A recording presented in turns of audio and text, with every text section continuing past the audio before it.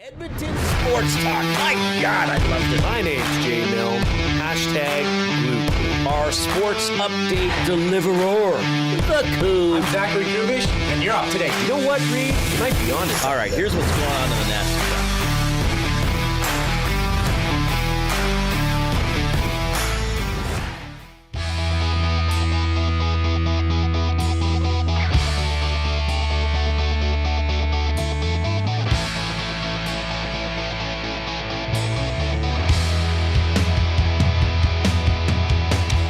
What is happening, Nasties? Welcome to the Reid Wilkins Show with Jay Milne, guest co-host Zachary Kubusch, the man with two first names, Brendan Eric, working the ones and twos again, as he will be this week and next week, because Reid Wilkins is away. Reid Wilkins is away this week and next week. I believe he's having quite a great time, enjoying himself on his time away. The Edmonton Fringe. Well, Festival, as sometimes, right? not the entire time. No, of he's got course other not. things in his life, but he's spending a lot of time there. So we've been texting. He's having fun. Have no fear. Reid will be back. Thank you for joining us. Thank you for tuning in right here on Edmonton Sports Talk, your clear choice for Edmonton sports. Don't forget, you can listen to us on the iHeartRadio and TuneIn apps, as well as EdmontonSportsTalk.com. And if you are watching us on YouTube, we appreciate that. Please take part in the nasty chat. That's the chat along the right side. You don't have to be nasty to be chatting in there. It's often quite a conversation that goes on throughout the show that we don't even have any say in. So it's perfect. It's a great way for nasties to catch up with each other. And if you haven't yet, please subscribe to Edmonton Sports Talk, our YouTube channel that is growing by the day. All right, let's get to the Bear headlines for 100.3 The Bear. Stream them on iHeartRadio today.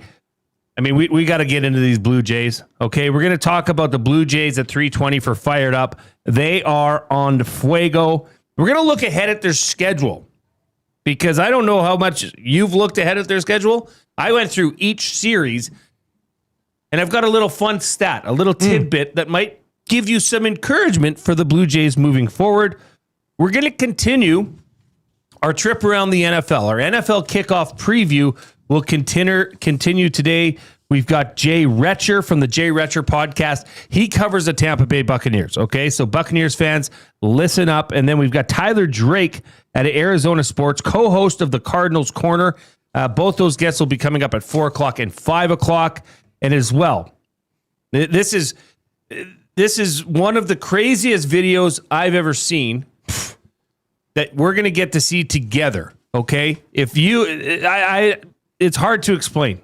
I know they were talking about Chuckwagons earlier today on the oil stream.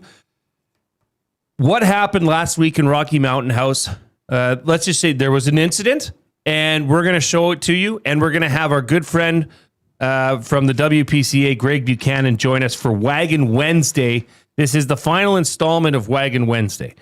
For those of you that have been following along, you know how rich Greg Bucky Buchanan has become. This man is a national treasure. He needs to be protected at all costs. Some of the greatest interviews that I've seen during my time at Edmonton Sports Talk. Great visuals, just hilarious guy, very knowledgeable as well. Anytime he's on, I always sit and listen. I guess I have to for my job. You're but usually I enjoy producing at that point. Usually I am producing, but I love every second of it. Now, if Greg Bucky Buchanan wasn't enough, Billy Melville, a superstar of superstars when it comes to Chuckwagon broadcasts and hosting, he's going to be joining us. They're both going to take us through this crazy incident that happened with Dayton Sutherland down in Rocky Mountain House. That's happening at 4:20, and then we're just going to continue to have fun. We've got some Oilers stuff coming up, but Koob, Brendan, let's start with you. Koob, how has your day been? How are things? You progressing all right? Yeah, my day has gone swimmingly, Jay. It's been a good time prepping with you in the bullpen. I'm starting to get certain things Stingray's rolling. still on autoplay, Brendan. Did it switch over to? I did do that late. I hit butt now, so it should be. You did it. You hit the butt. He hit the butt. That's what it's called. butt. Live stream, audio stream side of things. So we got everything rolling. It was a bit of a late start. Thanks for letting us know. But preparations for the day have been great. Going back and forth with you is always awesome. We're on Wednesday, hump day. Some of my favorite day of the week. It's slowly. That's one word I hate is hump day. I understand it. I just don't get it. Another thing I don't get, and I never have understood it, but you see it a lot, particularly at this time of year, particularly on X, and almost indefinitely out of training camps in the NFL. Is the football fight the stupidest thing going? Is it the most nonsensical action one can take? Hey, you in full gear, in full equipment, with a helmet on. I'm going to throw blows at you. It's never made sense. You're looking to hurt yourself when you do that. People don't really think when they get into football fights, especially during training camp, right? Usually, I mean, I know they have split practices and things like that. Well, but they have the split practices that can get a little heated. I've never understood. At least take it out back and take your helmet off, man. It's less safe fighting with the helmet for you than it is without. Maybe more wear the mouth guard, but that is quite the boneheaded decision. Boneheaded for sure. A reminder that you are joining us from the Canadian Brewhouse Studio. Good day, bad day, either way. Happy hour is on at the Canadian Brewhouse Monday to Saturday, 2 to 6 p.m. with deals starting at $3.99. The Canadian Brewhouse, your days just got happier. And all of Edmonton Sports Talk is presented by Play Alberta, our good friends over at Play Alberta. Jay's play of the day hit yesterday, by the way. Ooh. And Jay's play of the day, I got news for you. It ain't all that much different today because why not ride a hot hand? Do you know what the number exactly was on that one? It's about like what? The one that we hit yesterday? 250? No, it's plus 185 yesterday. Plus 185, okay. Yeah, and that was nice. So I hope you were riding with. Mm-hmm. I know that Matt at the Garrison was riding with, so that's good. We're always looking to make each other money. Today's play is plus 415. We're going to get to that at 340. But first, and by the way, for Play Alberta, check out www.playalberta.ca/EST. If you haven't yet, you might want to check that out. There's things that are of interest for you there. All right. It is time now to get to the off-topic topic for William Huff. Since 1952, William Huff has provided industry-leading advertising solutions for thousands of valued clients. Their unparalleled customer service combined with decades of industry expertise and a desire to make every job the very best it can be is what they call the William Huff Advantage. Visit their website at williamhuff.com or give them a shout at 780-454-4536. You know what, Kub? I've been saying this for a while. I want to write a jingle for that. So the part of the liner where it says, decades of industry expertise and a desire to make every job the very best it could be is what they call the William Huff Advantage. I want to have a button I can press and it's like the William Huff Advantage, and it's like we have layers over it, and it's like kind of like a 50s, like you're selling the harmonies. Yeah, right? like an old timey. Yeah, you get the quartet. I think in that the would be studio, great. all singing together. Yeah, because we got to do a lot for William Huff. They do a lot for us. They make our office look great. Okay, so here's what happened. As you know, and as some of you know, I've talked about it. My wife and I work out together on Wednesdays. We've been working out together with a trainer for, I don't know, quite a while, a long time. And you get to meet other people that are in the gym at that time. And I've met this young man before. His name is Jack Silverberg. Okay, Jack Silverberg is a 21-year-old hockey player. He's from Sherwood Park. He's going into his third year at Dartmouth College down in the U.S. Go Big Green. Jack Silverberg is just one of these guys that looks like an athlete. He looks like an athlete. He walks like an athlete. He's shredded. So we were talking, and part of our exercise today was box jumps. And, we're doing like the 24-inch box jump, just, repetitions. And he's up there training, and, it's like, Jack, what can you do? He's like, I don't know. Very, very bashful. And his trainer, he says, he can do a 54-inch box jump. I say, 54 inches? That's 4.5 feet. What are we talking about here? He's like, What the math on that? What? Do you have that prepped, or are you just 54, 4.5? I'm good with foots and half foots and That's nice work. Are you good with hands too? Like with for horses? Yeah. Oh, I could tell a horse by I can tell the hands of a horse by looking at that nag. But 54, like 4.5 feet, man. Yeah. You're jumping over a normal fence. It was so almost. good I had to take a video of it. Yeah. Brendan's going to play the video right now, and this will lead into our off-topic topic for William Huff. There's Jack Silverberg. Just keep it on loop. For those that are on the audio stream, he walks into this thing. I'm standing beside these, and I did this on purpose for context. I'm 6'2". He's jumping up to halfway up my chest, essentially, is Jack Silverberg. So that is the off-topic talk. I was blown away. My wife was blown away. We brought our oldest daughter today. She was blown away. Well, she did an amazing job too. She did some pretty high Come on. box jumps as well. What is something amazing that you've seen in person? Now, for me, I was amazed by that. I thought that was an incredible athletic feat. But these don't have to be athletic feats per se. Like, if you saw your buddy sit down at the campfire and drink a case of beer without getting up, without peeing his pants, without moving, that's impressive. I want to hear about it. We want to hear about it.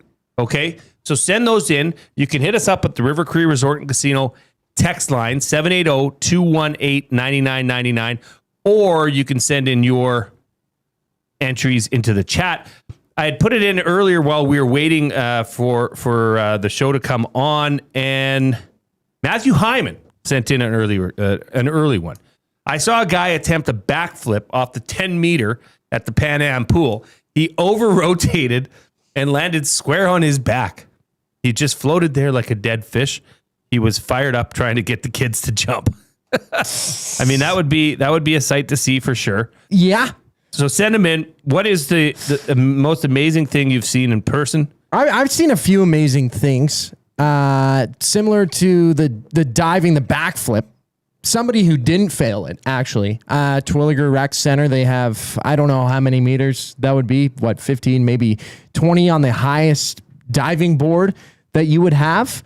And this guy did a backflip. My brother's buddy named Joey. And he's quite the daredevil growing up. Like, he'd always, you dare him to do something that he would go and do. Sure. And he would complete it, and it would be the talk of the night.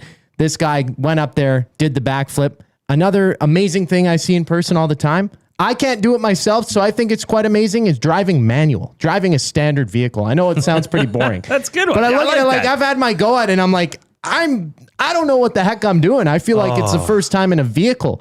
Again, the first time learning how to drive an automatic even. You can't drive a stick.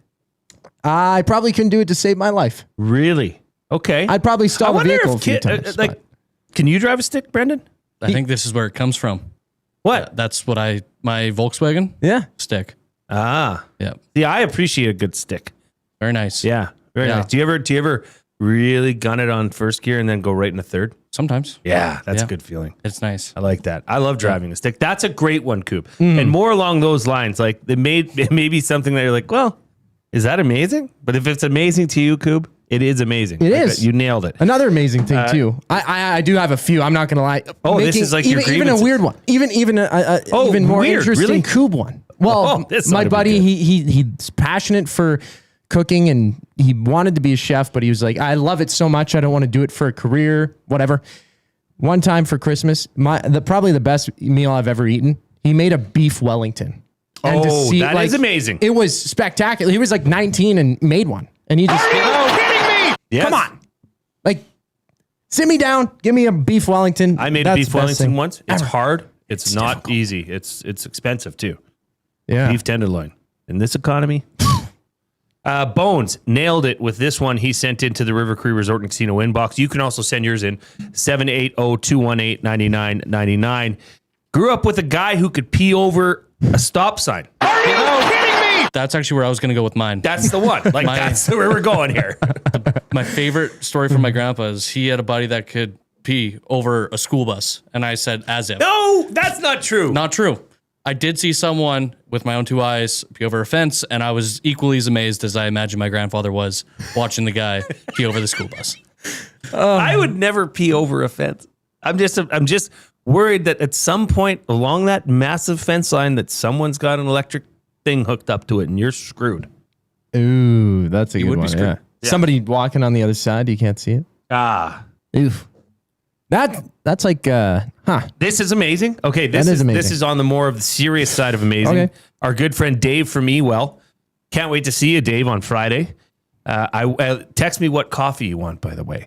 I once watched a guy make 16 balls in one shot on a pool table. Now, Dave, fun fact about Dave from Ewell, great friend of Edmonton Sports Talk. Ewell is the 6 o'clocker sponsor, partner for the morning show. He's also on Reid's Read on the Oil Stream post-game show. Dave is a very accomplished pool player. wow. Billiards. Like, he plays high-level pool. I believe he's won Canadian championships, like team championships.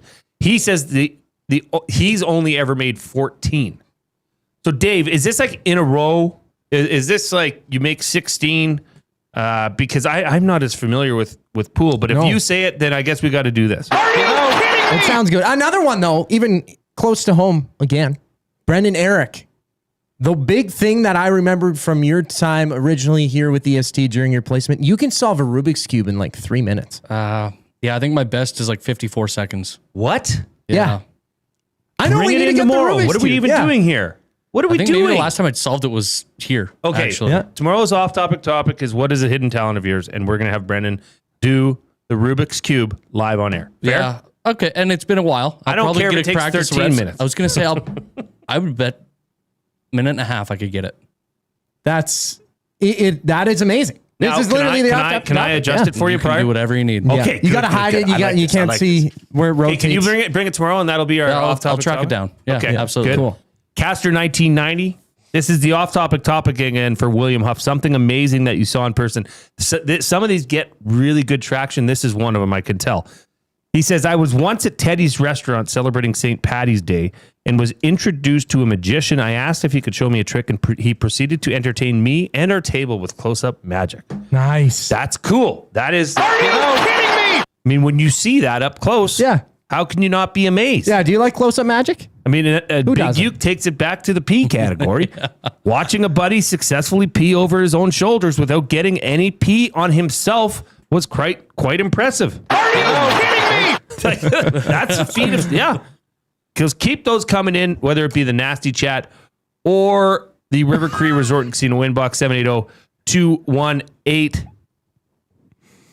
There's some good ones coming in here. There are some good ones. Yeah. coming Dry in. fly mustache guy. Oh, yeah. He's. The one that says not for air. I didn't read it. I mean, that one's pretty good. All right, we're gonna get fired up after the break. I've got something I put together about the Blue Jays that you're all going to want to listen to and hear because it's positive news. But first, we got to hear from the man, the Rubik's Cube man, and the man with two first names, Brendan Eric.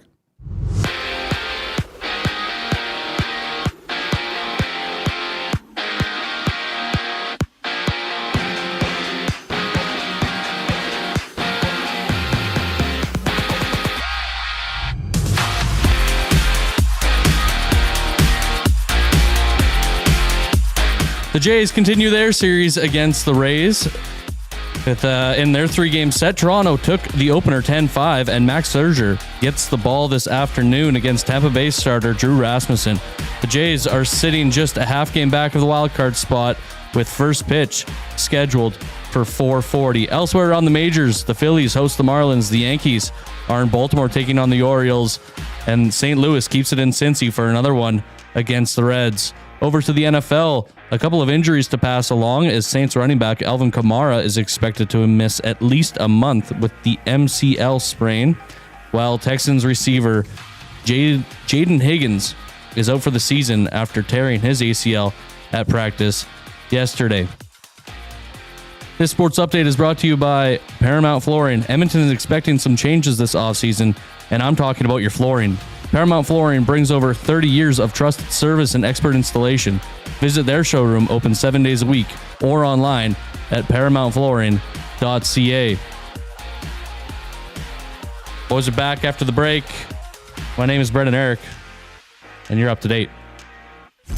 Two guys and a goalie. Ryan Shea and the Edmonton Oilers in there. And once again, the title is Under the Radar NHL Acquisitions. Who could surprise? I could see us being surprised because we don't know him very well. But how do you think he surprises people here in Edmonton? Because I think there's some high expectations for this guy here in Edmonton. You move on Darnell Nurse. Two guys and a goalie, presented by GS Construction. Tuesday and Thursday afternoons at noon, only on Edmonton Sports Talk. Your clear choice for Edmonton sports.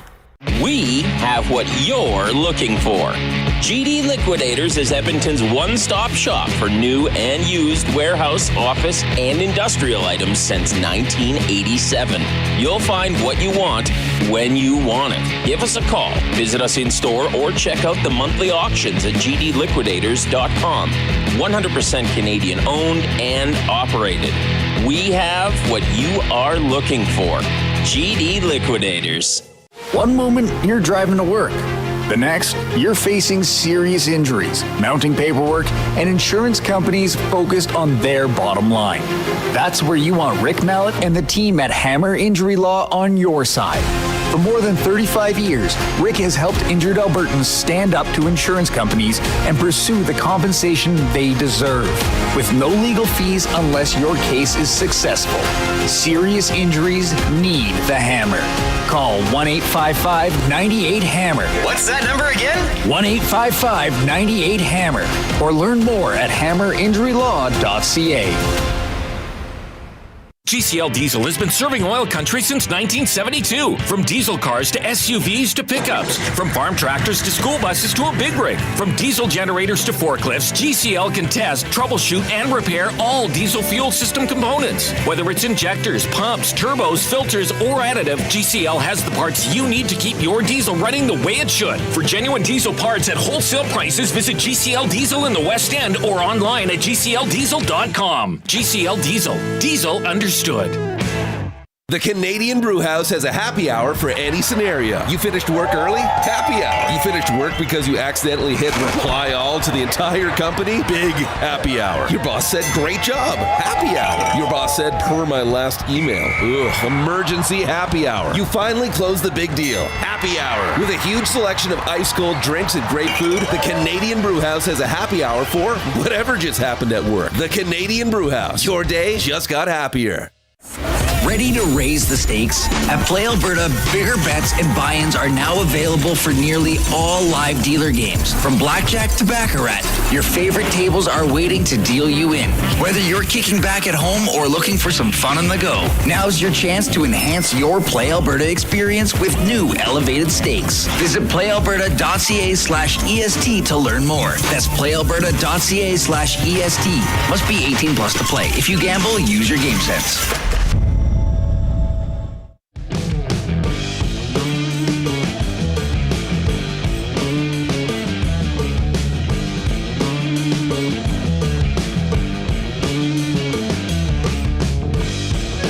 Welcome back to the Reid Wilkins Show with Jay Milne and guest co-host Zachary Kubusch right here on Edmonton Sports Talk. Your clear choice for Edmonton sports. The clearest choice, I would say. Well, that's not even debatable. No static. Static free since 23. Since 23. Edmonton Sports Talk. A reminder that our afternoon inbox is presented by the River Cree Resort and Casino, where the kitchen restaurant Sundays and Mondays are 50% off. The entire menu available Sundays and Mondays, 5 p.m. to close. Also a reminder that it is Wing Wednesday today down at the CBH, which means you can still take advantage of the wing flavor of the month, which is bourbon peach. Smooth bourbon, sweet peach.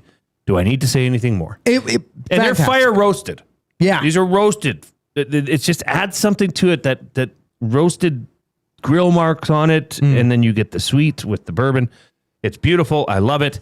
My personal favorite that we've had it's lovely. Chance to try here in studio with Pat Ketty. So head on down there. It is Wing Wednesday. All right. It's time to get fired up for Gemco Fireplaces, who have been proudly serving Edmonton and area for 45 years and are the authorized dealer for Napoleon Fireplaces, whether it's gas or wood burning. Look no further than Canadian-made Napoleon Fireplaces. All the Napoleon products you need are available at Gemco, 9281 50th Street. And talk about fired up. talk about on fire.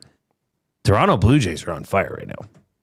Yeah, they can't They're lose. the hottest team in baseball. Yeah, 13 wins in their last 19 games. That's incredible. Come on.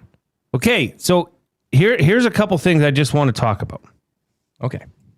There's 33 games left for the Blue Jays. Mm-hmm. And I believe that does count yesterday's game. Let's see, 60, yeah. So they played 120. Yeah, that checks out. Does it? They've played 127 games. Should be 35 games left. 35 games left. 35 games left. My bad. I must have missed a couple of these that are 4-game set. Anyway, 30 of these games are against American League teams. Of the remaining 35 games left, there's only 2 series that are against teams that would be better than them in the standings. That's the New York Yankees and the Texas Rangers. Okay?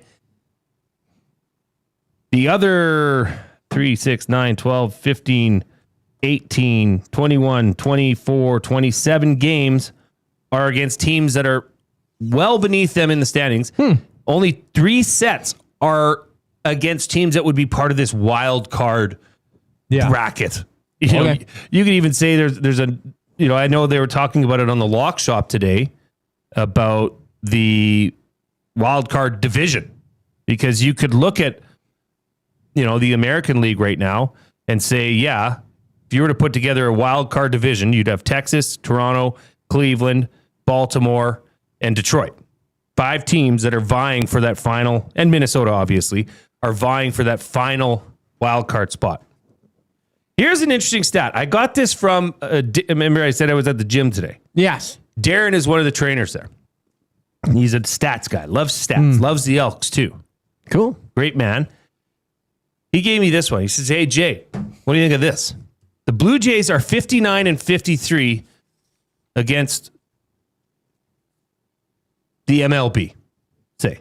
Okay. Outright against the except for 2 teams. They're 3-12 against Texas and Tampa Bay. And it was 2-12 until yesterday. They're 3-12 against Texas and Tampa Bay. They're 59-53 against the rest of the major leagues. So, looking at this schedule coming up, they've got a set against the Yankees. Then they're at home to Kansas City, home to Seattle, at Cleveland, which is a huge series, at Kansas City, at the Athletics, versus Baltimore, at home to Baltimore, another huge series. And they only play Texas. So Texas and New York are the hardest series that they have remaining on their 35-game schedule. Well, yeah, 3 games against the Yankees just after this Rays series. So they have 1 game today, and then they wrap up that set, and then they're in New York until the 23rd. And it's not until September 18th where they start their series against the Rangers, and then they have the Orioles for 3 and the Reds for 3 to close out the. What are your thoughts, season. Brendan? I want your thoughts as well. Nasties, send it in the Nasty chat. I mean, right now the Blue Jays, as we all know, it's tight. They're a half game back of the wild card. What are your thoughts? I mean, I just laid it out. Their schedule is very advantageous. Very advantageous. And specifically the way they've been playing, since the All-Star break, let's say, has been very encouraging. Brendan, do you think this team will secure that final wild card spot? Oh, do I think they will? I honestly don't. Because I think that's fine. I think that's totally good because it's them and it's 5 other teams that are vying for 1 spot. Yeah. Nobody's going to catch the Red Sox or the Yankees. No. Right? I mean, the Red Sox are 6 games up right now. I don't think anybody's catching them. The hangover's been too long, and I mean, I guess the X factor to me is Vladdy. Are you going to snap out of it? I mean, you've won a year. It's now been a year since you've hit a home run at home. It was August 17th was the turnover date. Yep. You're the leader of the team. When is when for him? I suppose. And the kind of train rolls with him. I don't know. And obviously all the other pieces and, the staff's been doing their part and the offense just needs to come. But maybe last night is a sign of things to come. Hopefully, I would love to see them back in there. The hangover hopefully doesn't last too much longer, but yeah, I don't like their chances. I'm going to be honest with you. What about the fact that they do have that playoff pedigree 100% from last year? If you get in, all of a sudden you're a team no one wants to play. Because right now, every series, every game is playoff baseball. Yep. But now there's 5 other teams playing playoff baseball. But how much an advantage, Koob, do you think that gives the Blue Jays down the stretch? For me, I think it gives them a leg up. I think it gives them a leg up on the Guardians, on the Orioles, maybe not on the Rangers.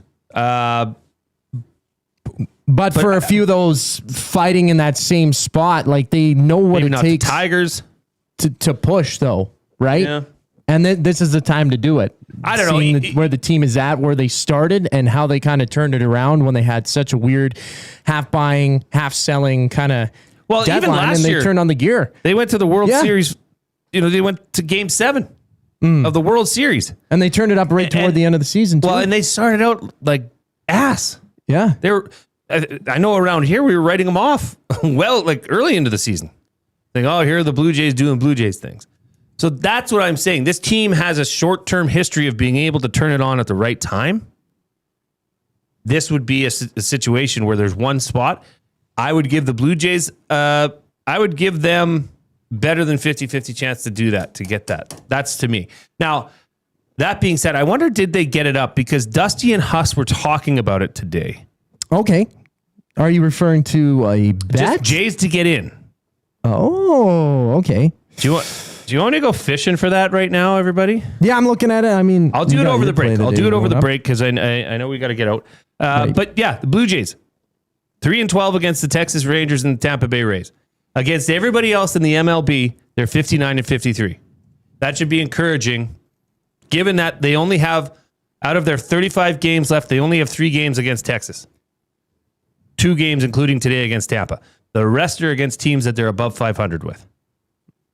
Right. And hey, let's mention, though, while we're talking about this team, a huge story from the entire season, Kazuma Okamoto hitting his 25th home run of the year, setting a franchise record for the Blue Jays, breaking Eric Hinsky's record that he set with 24 in 2002. So somebody there that's hitting. Vladdy needs to start hitting, and some of these pieces are starting to show and having these good games if they can rally as a team and really push. This is going to be exciting down the stretch to see in these final 35 games, and I think everybody here is going to be tuning into it. Like, people are talking about the Jays again, not that they were outside of the picture, but now that they've been heating up in this stretch and beating teams, beat the Red Sox, nearly swept them against the Rays yesterday. A great game overall. Well, yeah, it was the first time their bats got going. Yeah. Well, and their bats have been going here recently, and they're doing it without Vladdy Guerrero. Well, and I was just going to say, the passion that he brings when he is on, that slide, was it against Boston? That slide into home, that was very playoff-esque. He got up, fired up into the pit with the fellas, or dugout, I guess, or whatever, like right around home plate, right from that whole travel, right? Like, you can see the energy that he brings, and the team needs it. Like, I can't overstate how much I think Vladdy means to this team, I suppose. Old Gil says it's the Guardians I'm worried about, and the Tigers. Yeah. I mean, there are a couple teams in there. The Detroit Tigers would definitely be one of them that they're a game and a half back. The Jays are up on them a game. I mean, if the Jays can get 2 or 3 out of this Rays series, that is massive, I think, for them leading into the final stretch of the season. And 2 or 3 going forward for every series. Well, looking at this, they who is it? They played Kansas City twice. Kansas City is one of the worst teams in the American League. Yeah, they're not very good. They have a win percentage of .417. They play Seattle. They play the Athletics. I mean, these are teams that the Athletics are the worst team in the American League. These are teams they need to roll over. So if they can get those, if they can sweep those series, I think the Blue Jays have a major advantage. I didn't get a chance to look at the other, teams that they're up against in their remaining schedules. Sure. But I could look at that. But I will say this. Cole's notes of all this discussion, it looks favorable for the Blue Jays. It's in their hands. Right? It's in their hands. Another note that we got fired up about yesterday, and we had a guest on, a runner from the Edmonton Marathon. Well, the Edmonton Marathon came out. This was late in the show yesterday, and essentially this is directly from their statement. The event owns this error, and we take full responsibility. It was determined that the turnaround point did not fully offset the addition of the detour, which resulted in a net increase to the distance of half marathon and marathon courses of 674.7 meters. We acknowledge that we did not deliver the standard participants deserved. Now, they also added they're working directly with Athletics Canada and other relevant partners to determine how this year's results can be recognized. The Boston Marathon has also sent out a statement. Well, the Boston Athletic Association, right? Well, Reid Wilkins, God bless that man. Reid Wilkins went digging. He reached out to Chris Lotzbaum, Director of Race Communications and Media for the Boston Athletic Association. This is who run the Boston Marathon. And the Boston relies on this is what they told Reid. The Boston Athletics Association could not accept adjusted results if the distance was over or under 26.2 miles, or adjusted results if participants went off course. This has been our long-standing policy. So the Boston Marathon, they're saying, sorry, Edmonton Marathon, if you done screwed up, we are not accepting those results or augmented results. So although they, after 2 times doubling down on this. Yeah, to say, no, actually, we're right. You guys are all wrong. Yeah, and accusing runners with these watches of saying the run, like, just absurd. Like, absurd. And I feel like, okay, this is cool, but what about the guy yesterday that was on our show that missed the Boston Marathon because of this? Is he okay with, well, shoot, we somebody should probably have to be held accountable for this. So I don't know who that is or how that works, but look, I get mistakes were made, but this is kind of a big one that, and there are variances. I understand that, but this was like just a blatant mistake. So I guess kudos to them for admitting they were wrong and saying finally, it. But could have just held it off and said, we're going to explore this. Thank you for giving feedback. And then kind of take it. But hey, you can't fully dwell on the past, and hopefully, as you mentioned, something can come from this. Well, nothing will. Nothing really will, but... What do you mean something can come from it? Well, what's the next thing? Somebody has to take responsibility and say, okay, well, I know, I'm the one who screwed up. An apology is great, but like as far as results of people saying, okay, now can I qualify for the Boston Marathon? No. Yeah. So it's like... I wonder how that's going to affect people wanting to run. Not just, Mitch Walls said he might not run in the Edmonton Marathon again. Well, he's from Calgary. Yeah. So let's see, there's about 10,000 runners, a half 5 kilometer, full marathon. Let's see how many people are going to second guess their entry into the Edmonton Marathon for 2027. A reminder that portions of this hour are brought to you by the Edmonton Elks, where you can get your tickets right now for the Edmonton Sports Talk Labor Day bus. So this is $160 plus GST per ticket. Here's what's included. You get a ticket to the Labor Day Classic in Calgary, Monday, September 7th, transport to and from Calgary on a coach bus, 2 beverages on the way home, and a post-game pizza meal on the bus. All that for $160 plus GST. But wait, Koob, there's a promo code. Yeah. Use promo code EST Labor Day to get $15 off. So here's what you do. Go to EdmontonSportsTalk.com, click on Labor Day Bus. It'll take you to the page, purchase your ticket, and use promo code EST Labor Day to get $15 off. Can't miss event. And EST staff members are going to be there. I know I'm going to be there. I was hyped up about it. Yeah, it's going to be fun. Can't wait. Be a good time. Great time. All right, we've got to get out. We've got Jay's Play of the Day coming up, and you're going to want to get on it soon because the Blue Jays game starts in less than an hour.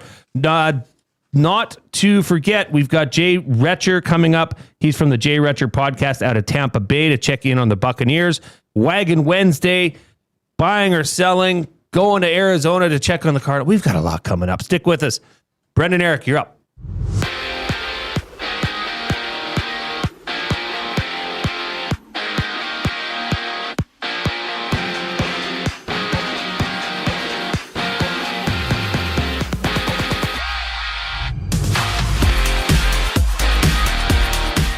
Blue Jays continue their series against the Rays today with Game 2 of a 3-game set. Toronto took the opener 10-5 with Max Scherzer on the bump this afternoon against Tampa Bay starter Drew Rasmussen.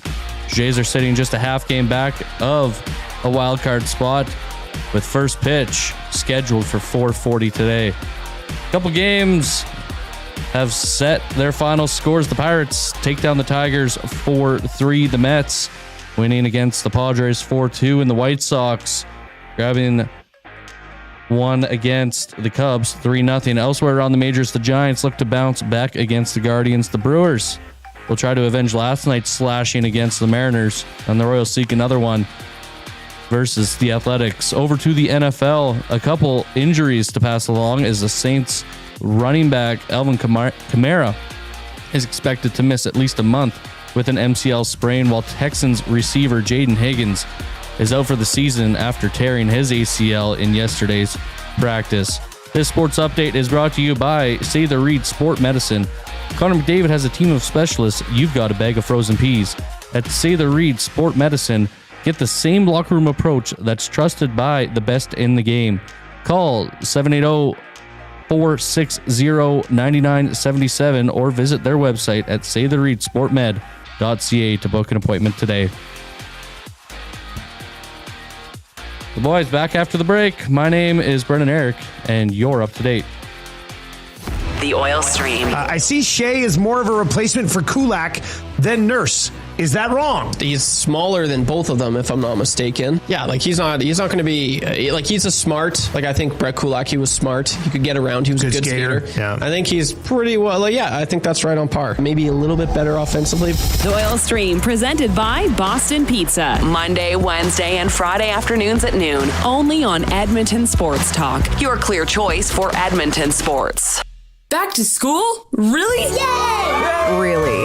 As things settle back into a school routine in your home, you may need extra space. Sentinel Storage is here to help with a store near you. Try 4 weeks free. Visit sentinelstorage.ca for details. At Firehouse Subs, our subs are freshly toasted, stacked high, and crafted to satisfy. Each sub is piled high with premium meats, melty cheese, and toasted to perfection. Firehouse Subs brings bold flavor to every bite, all served on a freshly toasted roll. But we're not just feeding Edmonton, we're fueling it. Dig into the brisket hat trick, piled with slow-smoked brisket and melty cheese. Or go to the Firehouse Subs fan favorite, the Hook and Ladder. Made to order with smoked turkey, honey ham, and Monterey Jack cheese on a perfectly toasted roll. With 15 Firehouse Sub locations across Edmonton and the greater area, it's easy to grab a hot and hearty sub close to home. Firehouse Subs. Hot, hearty, made to satisfy. One moment, you're driving to work. The next, you're facing serious injuries, mounting paperwork, and insurance companies focused on their bottom line. That's where you want Rick Mallett and the team at Hammer Injury Law on your side. For more than 35 years, Rick has helped injured Albertans stand up to insurance companies and pursue the compensation they deserve, with no legal fees unless your case is successful. Serious injuries need the Hammer. Call 1-855-98-HAMMER. What's that number again? 1-855-98-HAMMER. Or learn more at hammerinjurylaw.ca. Somewhere, someone is sitting on a patio that is literally part of the parking lot. They're hot, uncomfortable, and bored. Do not be that person. The Canadian Brewhouse has a rooftop, real turf, misters, fire tables, patio games, big screens, and zero reason to be bored. This summer, your standards are higher than a parking lot, and you know it. The Canadian Brewhouse, Canada's best patios. Looking for flooring? Paramount Flooring has it all. Sales, service, and expert installation with options for every style and budget. Open 7 days a week. We've got you covered. Quick delivery and in-stock deals. Plus, EST listeners get 10% off. Visit ParamountFlooring.ca today.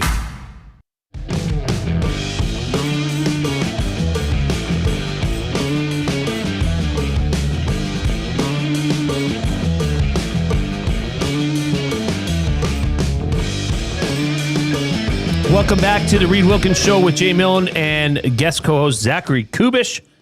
Brendan Eric, the man with two first names, hitting the ones and twos. A reminder, Reid is off this week and next week, but he will be back after that. Brendan, play my music.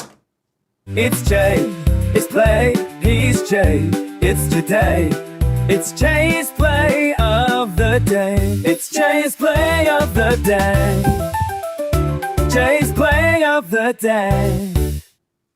All right. Jay's play of the day is brought to you, well, all of Edmonton Sports Talk is brought to you by Play Alberta. When you bet with Play Alberta, you give back to Alberta. That's because it's the only app in the province that puts all revenue directly back into supporting programs and services that Albertans rely on every day.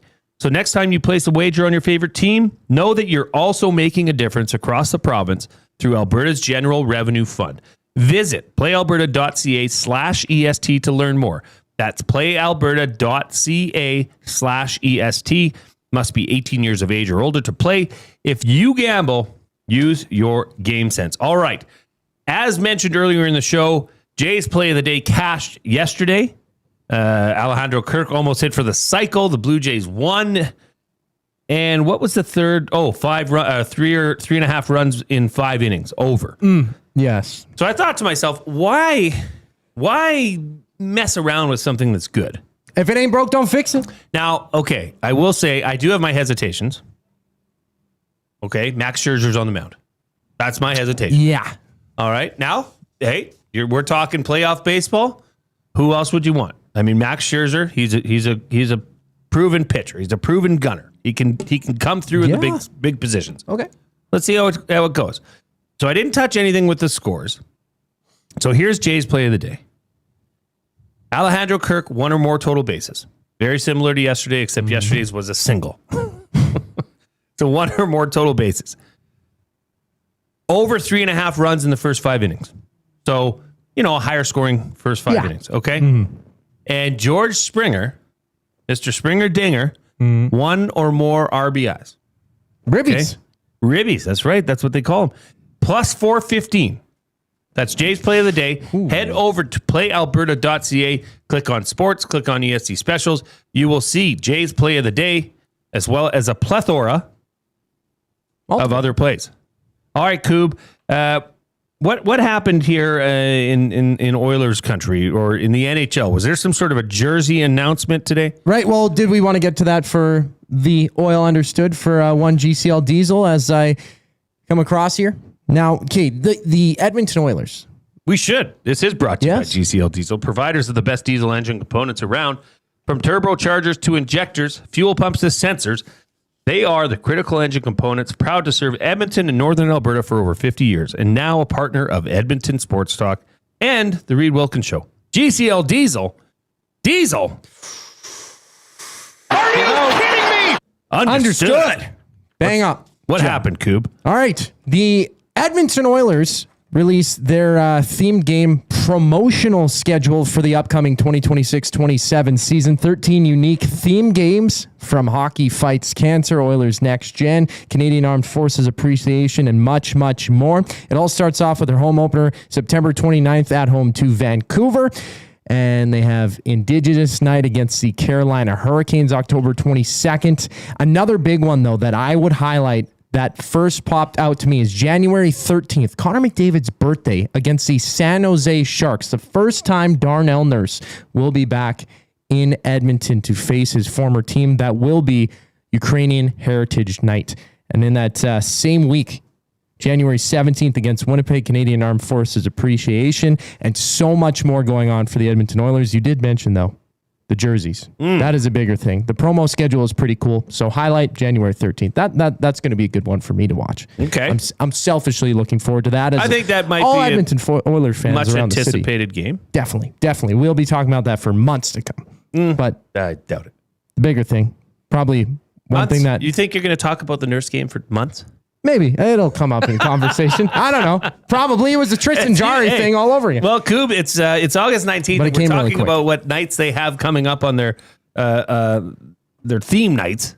Yeah. So maybe we should just start talking about that Nurse game now. Sure. Yeah. Why not get it going? Let's project the lineups. Let's project who's going to be the starting goaltender. Come on. Well, not just for the Oilers though, which you mentioned for me to bring up. All 32 NHL teams next season will have a brand new look called the Hometown Remix for Fanatics. So this will be the first time that Fanatics, as they've taken over from Adidas for the past few years, becoming the league's authentic on-ice uniform outfitter back in 24, will release a jersey for each and every single team in the NHL. So it'll feature a new look for this season, special edition uniforms, uniquely and authentically celebrating the fans, city, and local culture of each team. And this will, the announcement for this will come shortly after the start of the upcoming season, which begins on September 29th. So we will see that either at the end of September, I would imagine, or early October for when these jerseys will be unveiled. So that will be a big thing. I don't know. The last time that they did a major, I guess, unique sort of style jersey for every team in the NHL was the retro reverse jersey with the Adidas. That was 2022-23. The Oilers had a white jersey, the orange pants. It was absolutely beautiful. So anytime a new jersey comes around, especially for the Edmonton Oilers, having some of the best colors in the league, it always gets me excited. So is this the are the Oilers releasing a black jersey? Has that not been the rumor?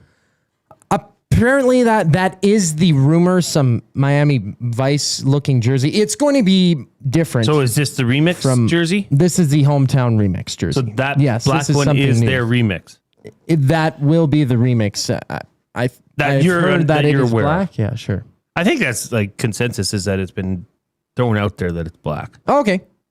Well, I mean, until we see it, I'm sure there will be some orange and blue things, but it was interesting. It said different things to do with this. Oilers, right? It's not the same. You're not recycling an old jersey. I like to see something new as a fan of jerseys. Yeah, if you're thinking of culture, what would that mean in Edmonton? Yeah. So it'll be interesting. I'm not a jersey guy. Don't own jersey. I have some NFL jerseys. Right. But I don't know. I'm sure they're going to be $300+. Sure, they always are. Yeah, right. That's the one thing that'll probably drive me away from buying any of the jerseys around the NHL this season. Yeah, which is right? But I mean, for special occasions, for birthdays, for Christmas, so. I mean, it might hit the spot. So I guess it's wait and see on that. Koob, thank you for that. That was the Oil Understood for GCL Diesel. All right, it's the top of the hour. We've got back-to-back guests coming at you. Right after the break, we're going to get to Jay Recher of the Jay Recher podcast. He's checking in from Tampa Bay, and we want to know what's going on with a couple situations down there at Tampa Bay training camp. Then we've got the last segment of Wagon Wednesday with the one and only Greg Buchanan and Chuckwagon royalty, Billy Melville. That's all coming up in the second hour of the Reid Wilkins Show right here on Edmonton Sports Talk. The Lock Shop. Some of these guys, Bateman's new. Lucas is playing incredible. Big Earn was 3 for 5, which was nice. And Josh Smith. So the team looks different. The results are different right now. Blue Jays, they're back to 3 games under 500. We're getting closer to be talking about getting on the other side. Looking at the rest of this group, I think if you can get to 2-3 games above 500, you're probably in. The Lock Shop, weekday mornings at 11, only on Edmonton Sports Talk. Your clear choice for Edmonton sports. You've always known GCL Diesel as the experts in diesel fuel systems, but did you know that GCL is also your source for turbochargers and turbo repair? As a turbo supplier for Garrett, Borg Warner, and Wholesat, GCL can provide genuine original equipment turbos at wholesale prices. Whether it's diesel, gas, natural gas, or performance, we can provide you with the turbo or custom repair you require. Turbo questions? We've got turbo answers. Visit us in the West End or online at GCLDiesel.com. GCL Diesel, turbochargers, understood. Looking for a delicious meal without the hassle? Head to Pasta Pantry in Sherwood Park, your home of the game day meal. From handcrafted fresh pasta with rich homemade sauces to ready-to-heat family meals, Pasta Pantry brings authentic Italian flavor straight to your table. For over 30 years, Pasta Pantry has served hot, delicious comfort food made right in our kitchen. We do it fast so you can slow down. Visit Pasta Pantry in Sherwood Park today and taste the difference fresh makes. Pasta Pantry, real food, real fast, real good. The second half is yours. Bring the energy and walk in your seat with our new 5-game season pass, because the best way to experience Elks football is being there when it happens. For every tackle, every catch, every touchdown. Plus, every pass comes with a $25 voucher, so you're covered before you even take your seat. Half season, full energy. Get your season pass at GoElks.com. Edmonton Elks, our city, our year. Time for a new career in 2026? Or maybe your kid is still pondering their path. Good news! Weiss Johnson is hiring. It's Dennis, and not only are we hiring for heating and air conditioning, we're also looking for experienced plumbers and gas fitters. With the growth in residential development, there's no shortage of opportunities at Weiss Johnson. Choose your path with us. Learn from one of the industry leaders, and we will grow together. Receive great benefits and school reimbursement as well. Visit weiss-johnson.com today. You've heard the name, but what does it mean? For over 66 years, William Huff Advertising has supplied signage from screen printing to digital to LED with design, production, and install in-house. It's a one-stop shop for all your signage needs. Edmonton owned and operated, William Huff has been trusted by the biggest companies and teams in the City of Champions and many others across the country to do the job. If you're looking for a way to get the word out about your company or event, they are the answer. Go to www.williamhuff.com. Their results speak for themselves.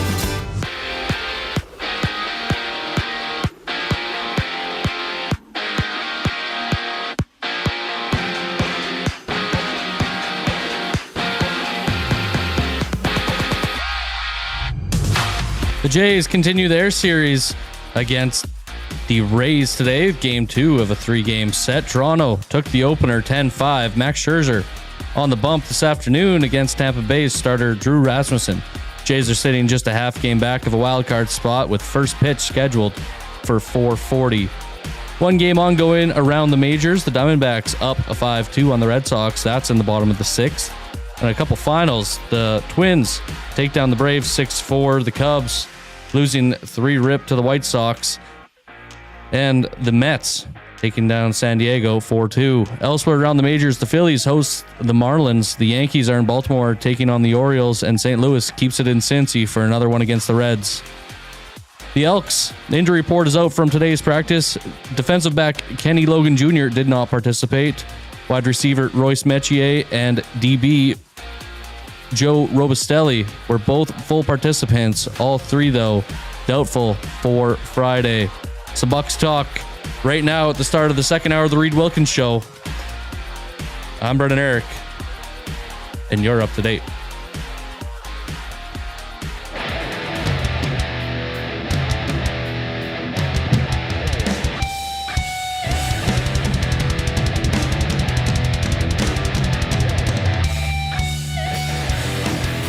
Welcome back to the Reid Wilkins Show right here on Edmonton Sports Talk, your clear choice for Edmonton sports.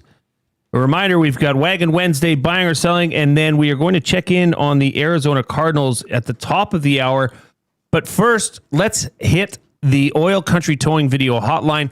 Oil Country Towing, Edmonton's most trusted 24/7 roadside rescue team. Fast, safe, and reliable for over 15 years. Whether it's game day or a snowstorm, we work as hard as your favorite team to get you going. Call 780-986-6088 for all your towing needs. I suppose and suspect that there's no need for tow jobs in a snowstorm where our next guest is at, as we head down to Tampa Bay and welcome Jay Recher of the Jay Recher podcast to the Reid Wilkins Show. Jay, you're on with Jay and Zach. How you doing? What's going on, guys? Thanks so much for having me. No problem. Now, a couple things to just kick off here. You mentioned you're at a baseball practice. Is this a little league, or are we talking professional baseball? What's going on? I coach travel baseball as well. So aside from covering all the teams here in the Tampa Bay area, I coach 10-year-olds, 14-year-olds, and 17-year-old baseball. So I am actually in the equipment room right now. We got practice today with the 14-year-olds. There's 30 kids waiting for me. I said, I got to get on air in Edmonton right now. And the only thing people on the baseball field know about Edmonton is Connor McDavid. So, oh, that's good. So yeah. That's all. Well, that's probably half of them because of the Lightning fans down here. But yeah, you got to do a little bit of everything. But as a kid that grew up in New York, I know a lot about tow trucks and a lot about snow, but not a lot of people down here know anything about that. Well, at least they know that something about Connor McDavid. That's right. That's pretty special. Yeah, I mean, we've never had you on the show, so tell us a little bit about what I looked into. At least is I think what Edmonton Sports Talk does, and what the Jay Recher. You have a podcast that you've done, and are you on any other publications, or tell us more about yourself, Jay? Well, I moved down here from New York in 2005. I became a baseball coach, did that for about 8 years, and then I got into radio, and I was working for the sports radio outlet here for 10 years. And I'm the classic move up the corporate ladder. Started as an intern, part-time producer, and then before you knew it, I was hosting middays and then the assistant program director covering all the teams in the Tampa Bay area. Did side work for the Buccaneers, for the Lightning, for the Rays, for the Tampa Bay Rowdies, the soccer team here as well. I got let go as part of the corporate layoffs in November of 2024. I said, hey, I'm just going to keep this thing going. And I started my own podcast every day at noon Eastern time. And I still do the same thing. I was in the same time slot that I was at during the radio days, now doing the podcast, and about 2 years, almost 2 years. So it's pretty cool, man. I appreciate all the things that you guys are doing. I mean, you see the different outlets, the different mediums that we have now when it comes to sports media. It isn't just the traditional TV and radio. There's so many different ways to be able to report, the news that we have. And I love the Tampa Bay area. For a kid that grew up on Long Island in New York, I played all the different sports growing up down here. To be away from my entire family that lives up in New York, it must mean that this place is special. But it also gives me a leg up because I grew up playing hockey. So not many people grew up playing hockey. I grew up a diehard Ranger fan. So I, again, thank Edmonton for Mark Messier because he changed my life as a kid. But I've been working. The team I actually cover the closest is the Tampa Bay Lightning. So we've been keeping a close eye on of course, we'll be linked forever with the Sam O'Reilly, Isaac Howard stuff. And Connor McDavid, every time he comes down here to the Tampa Bay area, it's really cool to see him interact with Brandon Hagel and Anthony Cirelli, and he's a huge John Cooper fan. So it's wild to watch the Tampa Bay area grow as a quote unquote non-traditional hockey market, but it's not, the people know, like the people are in. It's really cool to see. It's just it's a different world down here, man. And it's 96 degrees today, but that's not great. That's not great. Everything's got central air conditioning. But I tell you what, gentlemen, in December, when it's December 15th and it's about 71 degrees outside, I don't miss New York then, that's for sure. So you're saying 96 is cold? I mean, to us, that's 35 degrees Celsius. That is a heat wave here of epic proportions. We haven't even got that this summer. We've hardly went over 30. Gosh. Oh my God! Well, your we're story, still Fahrenheit down here. So. Jay, your story sounds exactly the same as Edmonton Sports Talk, which was born out of the closure of TSN 1260 here in Edmonton. Yep. And Dustin, our boss, who started it, had the big morning show over there. He says, "I still want to keep doing this," so he just started his own station. So good on you for doing that. It's a pleasure to meet you. Too. And we'll have to hit up you. We'll have to hit you up in November when the Oilers are down in Tampa Bay for sure. But today. We're talking. Well, first, the other thing I wanted to get to. Yes, this is a big thing. Yeah, Zach, why don't you take this? So, I was looking at your podcast there, and the intro of it caught my eye. You have your face on one side and then have the shoes. We got to talk about the shoes. You're a shoe guy. You're a shoe guy. Do you collect shoes? How'd you get into that? Just tell us a bit about that part of yourself. Oh man, I did not know this was coming, but I am more than happy to talk about it, gentlemen. And you know whose fault this is? The aforementioned John Cooper. Uh-huh. I wore purple shoes one day, and he looks at me. He goes, "You're really making a statement with those shoes, Recher." And I go, "All right, Coop, fine." Because John Cooper and I have this relationship, and I'm glad that I'm on in north of in Canada. Yeah, we here. get it. We eat that stuff. You guys get it. So yeah. Coop comes in every single day after a game press conference, and I sit in the front row, far left, and he walks by me and he stops. And this is after a win, after a loss, playoffs, regular season, preseason. And he looks down and he'll go, and then he goes, "I'm not surprised that you would wear them. I'm surprised anybody would make them." And if you look it up online, there was actually a big viral moment. I had silver shoes last year that had LED lights on the bottom in the middle of a pregame scrum. Coop takes my phone, turns it around, gives the non-approving face, turns it back on TSN Sport. Everybody and their mother north of the border was like, "Jay, can we use this?" So when I was in Toronto for the All-Star game a couple years ago, in Las Vegas, all over, I try to go to as many road games in the playoffs as I can. I've become kind of the shoe guy. So sparkly shoes, loud colored shoes, when you have guys, everybody from like a Kevin Weeks or a PK Subban, and they'll just laugh and shake their head, and it's funny how your reputation precedes yourself. I may not know a damn thing about hockey, but people know that I got some crazy ass shoes. Well, that's good. If people ask, like 55, I think I'm at as far as the pair goes. But guys, no expensive shoes. They're all around 50 to 60 American dollars. I know that makes me feel better. I guess. Sure. It's not a snobbish thing. It's just a fun thing. It's not like these are $500 shoes. No, I'm giving you guys the secret to my sauce here. I literally go on Amazon and go bright colored, crazy men's shoes. That's really it. And if it's under $60, I'm like, those will look great. And Coop's my number one critic. Brian Engblom, the former Montreal Canadiens great. And then last but not least, one of my dear friends is Hockey Hall of Famer Phil Esposito. And Phil looks at my face and he'll say, "Your shoes are so bright, Jason. What the hell's wrong with you?" And I go, when Phil says that, Phil will stop talking to Scotty Bowman or any of these other, because you guys understand hockey royalty, right? Yeah, you guys understand there's levels to this. And there are people that are multi-time Stanley Cup champions, Hall of Famers, and they'll just wait to kiss the ring for Phil Esposito. He founded the Lightning. He's got 717 goals. He's Bobby Orr's best friend, right? The Summit Series back in the 70s. Right? It's Phil Esposito. And he will legitimately walk away from those guys to go over to me and say, "Your shoes are effing ugly," and then turn back around and go back to his conversation. I say, 84-year-old guy is one of my best friends, and he tells me how ugly I am when I dress. So that's what my life has turned into, boys. Well, at least he's talking to you, so I understand why the shoes stick. I mean, the shoes play, Jay. The shoes play. There's no denying that. Thank you, boys. And a fella that might be looking for a new pair of shoes, and these ones might be a little bit higher priced than yours, is Vita Vea of the Tampa Bay Buccaneers. What's going on? What's the latest with this star defensive lineman out of Tampa Bay?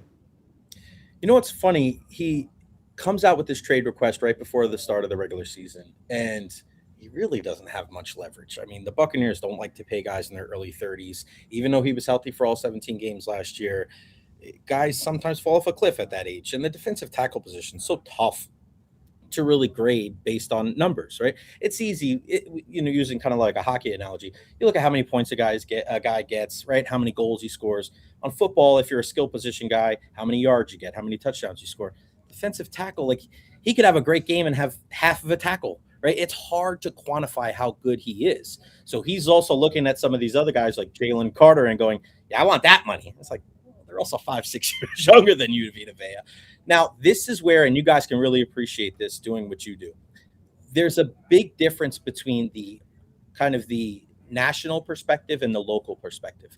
Nationally, it was like, oh, he's as good as gone, blah, blah, blah. And it's like, locally, we're like, he really doesn't have leverage. Like, what is he going to do? The Bucs are not going to trade him. He's the focal point of this Todd Bowles defense. And eventually it's just going to, I think, work itself out. They'll probably flip him a couple extra $1 million guaranteed this year to make him happy. I don't think he'll come back next year. But, fellas, it's a sit-in, not a sit-out. He's at practice every day. He's wearing his Bucs uniform, or Bucs jersey, for lack of a better term.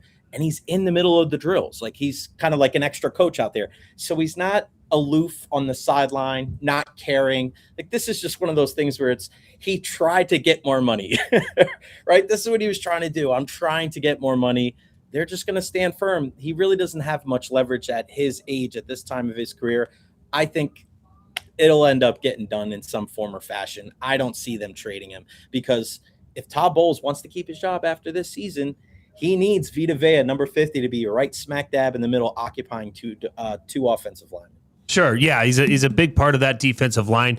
It sounds to me like you said, like this is just a matter of, look, can you give me some guaranteed money? So I'm sure it'll get sorted out, which often these things do. It's funny, Dustin Nielsen, who runs EST, who I was talking about earlier, him and I were talking earlier today. He's a huge fantasy guy. I've got my fantasy draft coming up this weekend. Coob's got his fantasy draft coming up. Everybody's in fantasy land right now. So I want you to give me, and for those listening, an insight into Bucky Irving. Okay, is Bucky Irving ready to be the centerpiece of this offense this year?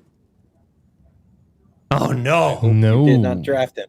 No, I haven't yet. I was talking about it. I love Bucky Irving, the human being. I love when he's out there, what he can do. I was just having this conversation with somebody today. I'm so glad you guys brought it up. I am buying high on Kenny Gainwell over Bucky Irving as the leading fantasy football running back for the Tampa Bay Buccaneers. Now, is he going to be one of the higher guys drafted at the running back position? I don't know if I'll go that far, but here's the thing, guys. Bucky's RB1. We know that. But in already 2 years in the league, I think he's had 5 or 6 different injuries. Not just injured the same thing, different injuries. Last year, it was noted that he had trouble coming back from injury. He was dealing with some mental health issues. Not holding that against him, but it's just you could tell it wore on him. You bring in a guy like Kenneth Gainwell, who had 73 catches last year in that Pittsburgh Steelers offense. Do I think he's going to get 73? No. But think about it, especially if you play PPR in Fantasy Football League. You want Kenny Gainwell out there. Even if he gets 45, he's going to touch the football. And Baker Mayfield is a guy that I think excels from the short to intermediate pass range. Kenny Gainwell makes way too much sense. And not only are they lining those guys both up together in a pony package with both running backs, they're also lining Kenny Gainwell up out wide as well. So I would definitely, if I was a betting man, and for the purpose of this show I am, I would definitely say Kenny Gainwell over Bucky Irving. It's as simple as this. Kenny Gainwell has a higher floor. Bucky might have a higher ceiling, but that's where PPR is, in fantasy football is different than reality, right? Bucky Irving may be the starter at the end of the year, but when you look back, you're like, well, he's the starter at the end of the year, but he played 10. Kenny Gainwell played 15 or 16 games. And fantasy football wise, he probably helped you more than Bucky did. I'll keep that on tabs when I have my draft on Sunday. Thanks for laying that out, man. I greatly appreciate it. It's Jay Recher covering all things Tampa Bay area sports talk and Buccaneers here on the Oil Country Towing Video Hotline. Reid Wilkins Show. Jay Milne, Zach Kubusch. I'm going to stay with the offense here. How does the loss of Mike Evans impact this team? It's funny because Mike is a guy that you never wanted to see go. You wanted him to be that guy that was going to be in a Buccaneer uniform for his entire career, but it just seemed like the longer the offseason went with him not coming back, that he was probably going to go somewhere else. Fortunately for the Buccaneers, it's probably one of their deepest position groups that they have. They had drafted Emeka Egbuka in the first round last year, and I think Jason Light had an eye on, well, what if Mike doesn't come back after the 2025 season? You got Chris Godwin that's now 100% healthy. You got Jalen McMillan. Here's another guy to keep an eye on, and it's this kid, Ted Hurst. 3rd-round pick. He's big. He's fast. Today, he made an incredible catch over the middle, jumping high into the air, gets cracked by Antoine Winfield Jr., and it was just more of – it wasn't like it was a cheap hit. It was just 2 guys going up for the football. It's a physical sport, right? And a big-time car crash collision, and Ted Hurst comes down with the football. I don't know if year 1 he's going to be a big-time wide receiver, as far as like a fantasy guy.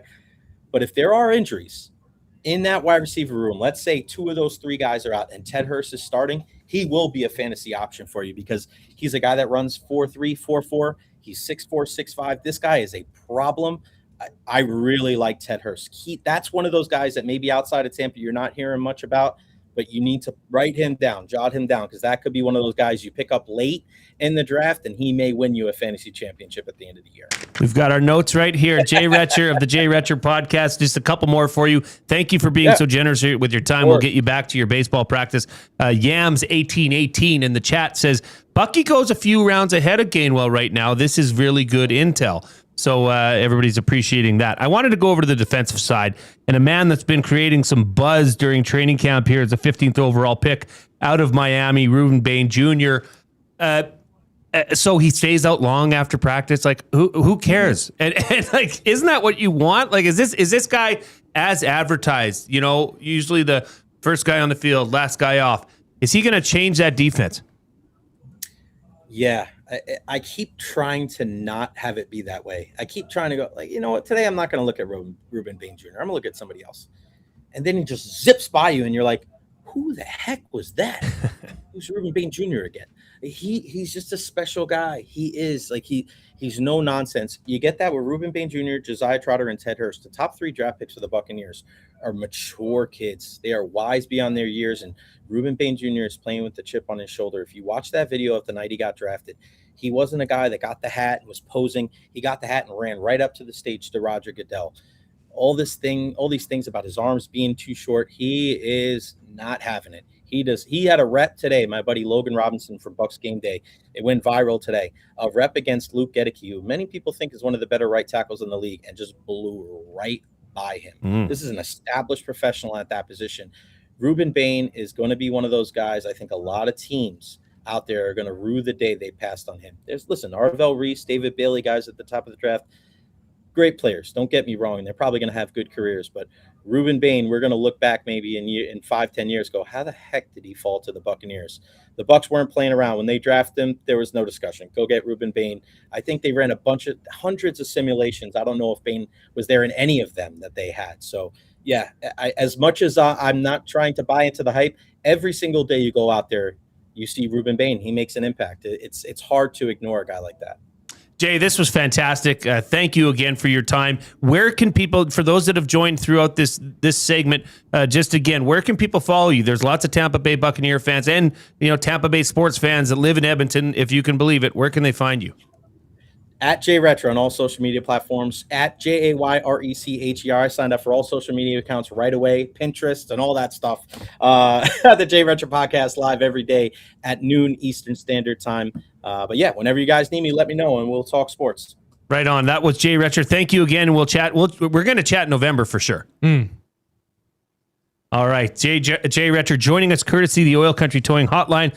Ooh, couple tidbits there, Coob. Come on. I'm taking notes every single day here. That was some fantastic insights. So thanks for Jay's time on the show. We'll definitely have him on again at some point. I know that. And don't go anywhere. Coming up right after the break, we've got the final installment of Wagon Wednesday with Greg Buchanan and the legendary voice, Billy Melville, coming up on Edmonton Sports Talk. But first, the man with two first names, Brendan Eric.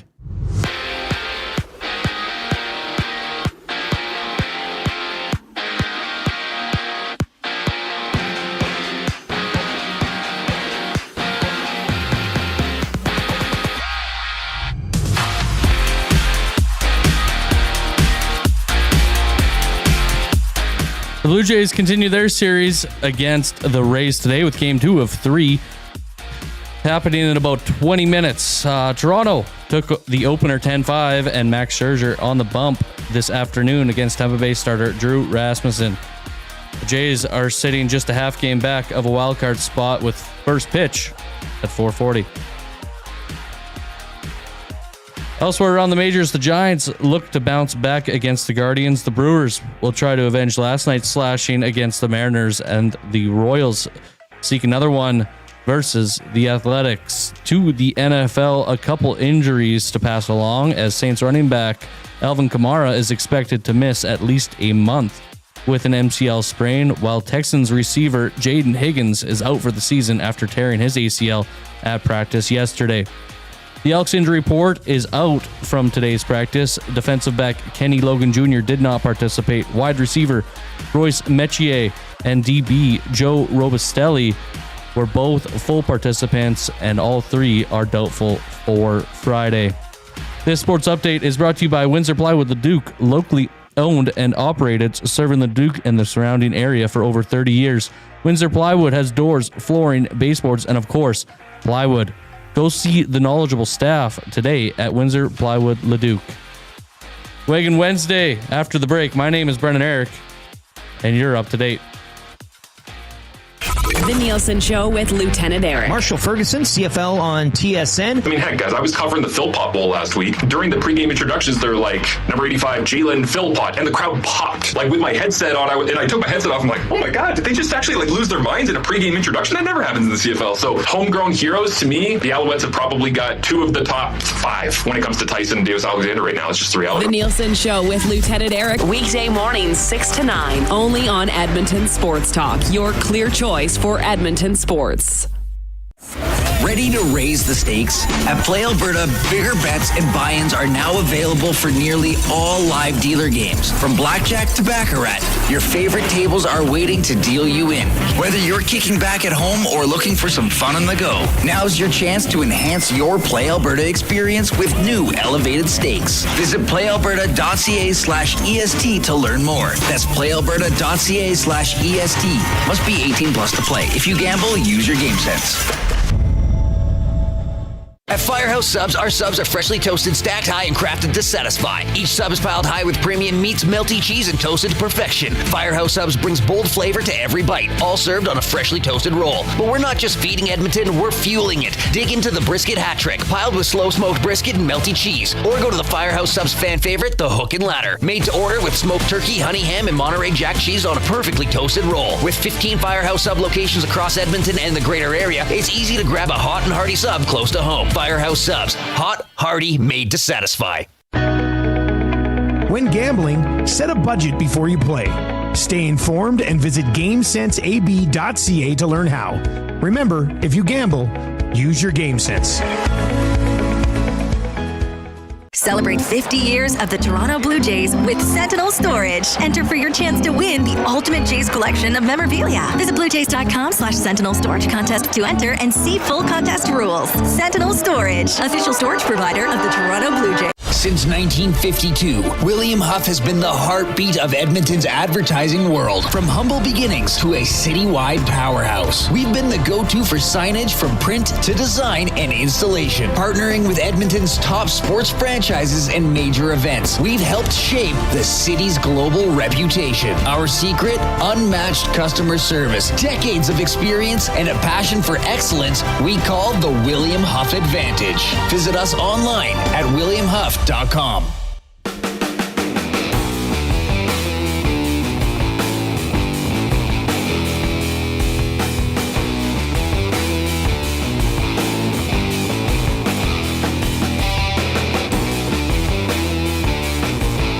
Welcome back to the Reid Wilkins Show with Jay Milne and Zachary Kubusch. We've got Brendan Eric working the ones and twos. Well, we got Koob working the ones and twos right now because we've got Wagon Wednesday coming up, okay, and we've got Bucky joining us, we've got Billy Melville joining us, and we're going to have videos going. This is going to be an excellent segment. So let's set it up. Wagon Wednesdays for the WPCA is presented by Century Mile Racetrack and Casino. Feel the thunder at Century Mile Racetrack and Casino.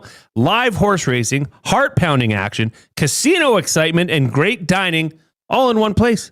Grab your friends and make your next night out unforgettable at Century Mile Racetrack and Casino. Visit them today and bet on the excitement. And with that, we bring in the one and only, the legendary Greg Bucky Buchanan. Bucky, how you doing? Not bad. How are you? Yes, I was talking about you. I saw you looking behind you. I'm talking about you. The legend. The legend, you said? Well, you're like a cult following here at EST. People just can't get enough of you. There's a couple of ways to take that as a cult following. I don't know if I take it the right way. In a good way. In a good way. In a good way. So if I go to the Elks game on Friday, I got tickets to see the Bombers. Are people going to say, "Oh my, you're on Edmonton Sports Talk"? Yep. Yeah. Book it, especially if you go to the tailgate. You'll be mobbed. Yeah, I might have to go to the tailgate. Kick my kid to the tailgate. There you Is go. Is there free parking there, by the way? No. Okay. Where are you joining us today from, Bucky? I'm joining you from the 7th Generation Live Studios in Onion Lake Creation. So we had a busy day today. This is kind of my office away from home. So, and when I'm not on the road for the Chuckwagons, you can find me here. Okay. Well, why don't you then set up and introduce our guest, your guest, and I'm going to play over some videos. First video, just so you both know, we're going to go over what happened up at Rocky Mountain House. There was an incident that I think everybody here needs to see. I've described it as something it's just hard to believe without seeing it. So I've put that together. And then I also want your guys' opinion on the finale. And of course, somebody that won it that was just recently on this show. So go ahead, Bucky. It's all yours. So joining us right now is a WPCA radio co-host with myself. I am privileged to work with him throughout the last number of years, along with Arnie Jackson, who's a Alberta Sports Hall of Famer. But Billy Melville is his name. He is a living, breathing, eating, walking, chuckwagon encyclopedia. Like, there is nothing that he does not know. In fact, we implemented on the WPCA radio show Stump Billy. Remember we had that one? Yeah. So, I got to move my head over. There we go. No, you're good. Just keep it right there. Billy, welcome to Edmonton Sports Talk. Welcome to the Reid Wilkins Show. Look, I've been watching you for a long time, so it's a pleasure to have you on the show. How are you doing? I'm doing great, and thanks for having me. Appreciate it. Well, Bucky called me this morning, and he said, Bucky, you just stay still. You're giving our producer headaches here, okay?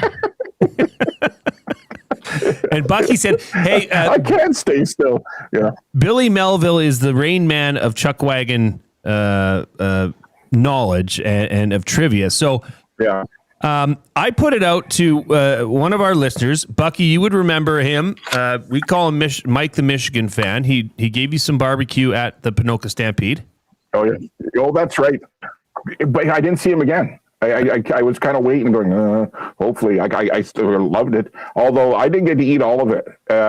We had guests. Remember that night? We had guests in the booth because we had inclement weather in Ponoka. Uh-huh. And I think everybody else, I think the Flads ate most of it.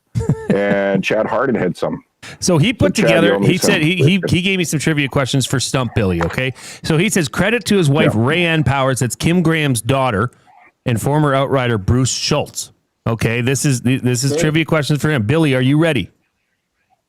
Well, you're never ready. It just becomes your turn to go, I guess. So it's... All right, question 1.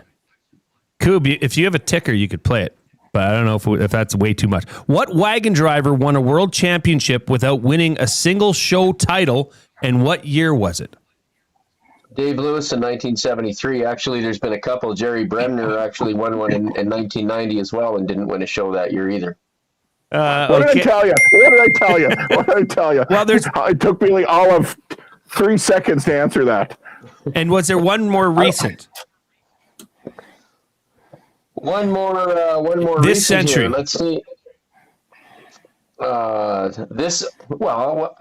is this century, or maybe not. Okay, let's see here. Give me a second here. Well, I'm just trying to think. Those ones were easy. Now you got me. How now? Just okay to help me out a little bit here. Where are we? I'll say the year 2002. 2002. Yeah, that was Tyler Helmig. So there you go. Yeah. Look at Bucky. I think you're right. That's right. Because he only won in 1999. He won actually the Edmonton Klondike Derby, and that was the only official show that Tyler won. And then he did win the World Championship in 2002. Okay, second question. Tiger Williams often traveled with Jerry Bremner. One particularly rainy Dawson Creek, Tiger borrowed a shovel from another driver and used that shovel to dig a trench, causing all of the water at Jerry's barn to flow into the barn of the driver who lent him the shovel and flooded it. Who was that driver? Would it have been Lane McGilvery? I'm not that familiar with that, but I'm taking a guess here. But that one was Grant Prophet. Oh, okay. Well, that makes sense. That makes sense. Yep. Now, last question. How to spell ex-outrider Bruce Schultz's last name because it was wrong in the Spectator's Guide? Schultz. We got it right this year. There you go. All right. Bucky, I'm going to leave it to you and Billy. Our producer, Zach, is going to put up just what I think is an incredible video. I've pieced it together for you guys of an incident that happened at Rocky Mountain. I'll leave it to you guys to just commentate and just add your... I mean, this is incredible. Go ahead, guys. So it's Dayton Sutherland. Billy, he's coming up there on number 3 there. Yeah. No, he's off number 1 there, Greg. Okay, there he is. Okay. Coming off one, you can see everything we heard, like from our vantage point, it's hard to see in the live action, but you see here in the replay, he falls off the left side, and look where he lands. He lands kind of behind the horse, kind of gets on the bar, and then you can see him reach up and gets on top of that horse. Like, it's just, he's in between horses right there. Billy, we've never seen anything like that, have we? Not like that. No, I mean, he got, what happened was his left wheeler there ended up falling down. And I think, and he fell on all 4. And Dayton was trying to pick his head up. And when he did that, he kind of got yanked out of the wagon, as you could see. And he ended up landing Fortunately for him, he landed between the trace or the tug, whatever you want to call it, and the pole. Now that's still not a place you want to be, at any time. But he was at least, he started running behind and was able to at least get his knee on the pole. And then I think when he grabbed the lines there, it yanked him up on the pole. So he just rode the rest of the race around the racetrack on the pole between the wheel team. And at least, in a lot of ways it was. He was pretty lucky that after he got that outfit decided to make a turn at the bottom. Otherwise, it could have been really bad if he would have gone straight across the track. But that's what those horses are trained to do. They're trained to turn left at the bottom. You can see right there. That's where he got pulled out. You can see right there where he got in between the tug there.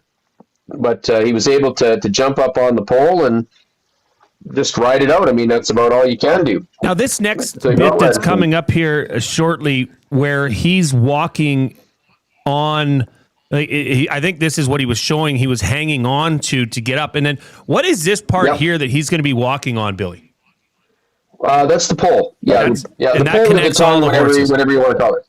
Well, no, that connects the wheel team to the wagon. That's how you steer the wagon right there. That goes between the two back horses there, which we call the wheelers, and that's what steers the wagon. Yeah. This is, I don't know, you guys can comment on it, but there was a situation with his dad where it was quite a dicey situation as well. Which one do you think was more unique or bizarre, or are they just both inexplainable?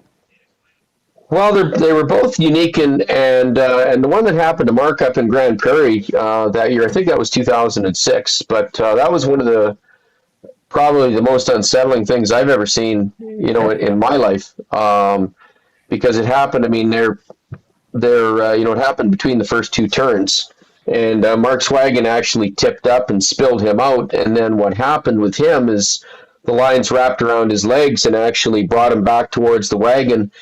And somehow he threaded the needle and ended up between the two wheels and underneath the wagon, and had the peace of mind to be able to grab onto the undercarriage there. And then he rode around the track literally underneath the wagon. And it takes a lot of strength and you got to stay cool to be able to do that. But how he, it could have very easily put him under one of the wheels or both of the wheels or through the spokes or whatever, but he missed all the trouble. I mean, he had a little bit of rash on his head, but that was pretty minor compared to what it could have been. Yeah, you saw that live, Jay, didn't you? Yeah, my wife and I watched that. We were just happy, and we couldn't believe it. You couldn't believe what you were watching. It just happened so fast, and obviously this happened so fast too. And you get the sense of the power of those animals. And like you said, Billy, the reactionary purpose is to, okay, we're racing. We're off. And your best just to try to hold on at that point. The humor behind the Mark thing, too, because Mark Horst did radio or TV with Billy at the Calgary Stampede. When he wasn't on there, he came on radio with us. And I asked him about that incident. And he walked us through what happened.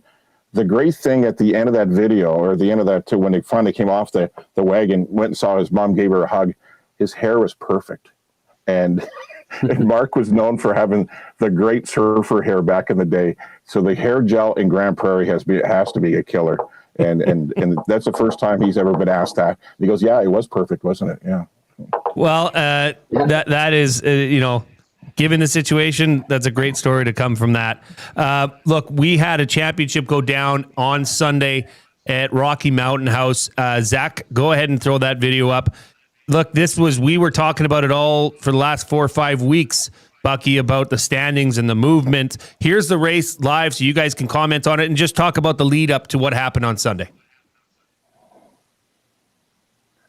So this is the showdown after top 12 drivers after Dawson Creek came into Rocky Mountain House with the Kurt's Tire trailer, Kurt's Tire showdown. And Billy may kind of fill in the blanks there because Chance Vegan, by the way, won the aggregate title. Aubrey Maldonado is your world champion, but this is the dash for Sunday.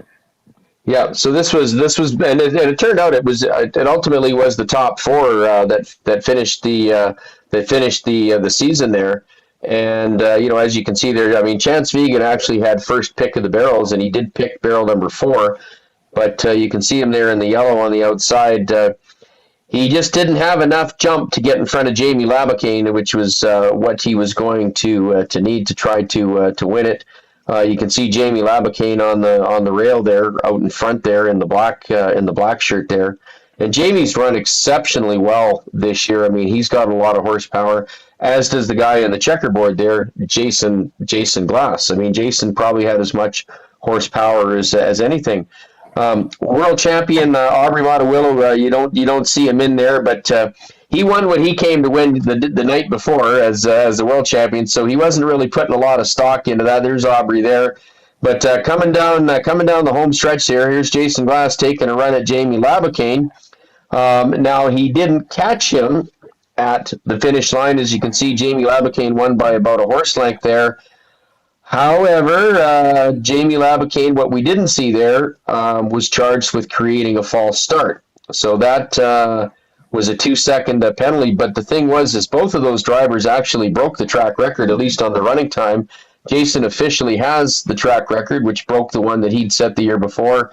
So, I mean, a tough break for Jamie there, but good fortune for Jason Glass. Now, you mentioned Chance Vegan chose the 4-barrel. Is that correct? Because what barrel was he on? Was he on the 1 at Calgary, and that it didn't go so well for him in the dash for the cash there, but it went well for Jamie Labacane, right? It did, yes. Jamie was off the 2, and Jamie just he just outstarted and outturned everybody in Calgary, and pretty much did the same thing in that heat there off of barrel number 3. So now this is over. The season's over. Is it back to real work? I mean, Billy, what do you got going on?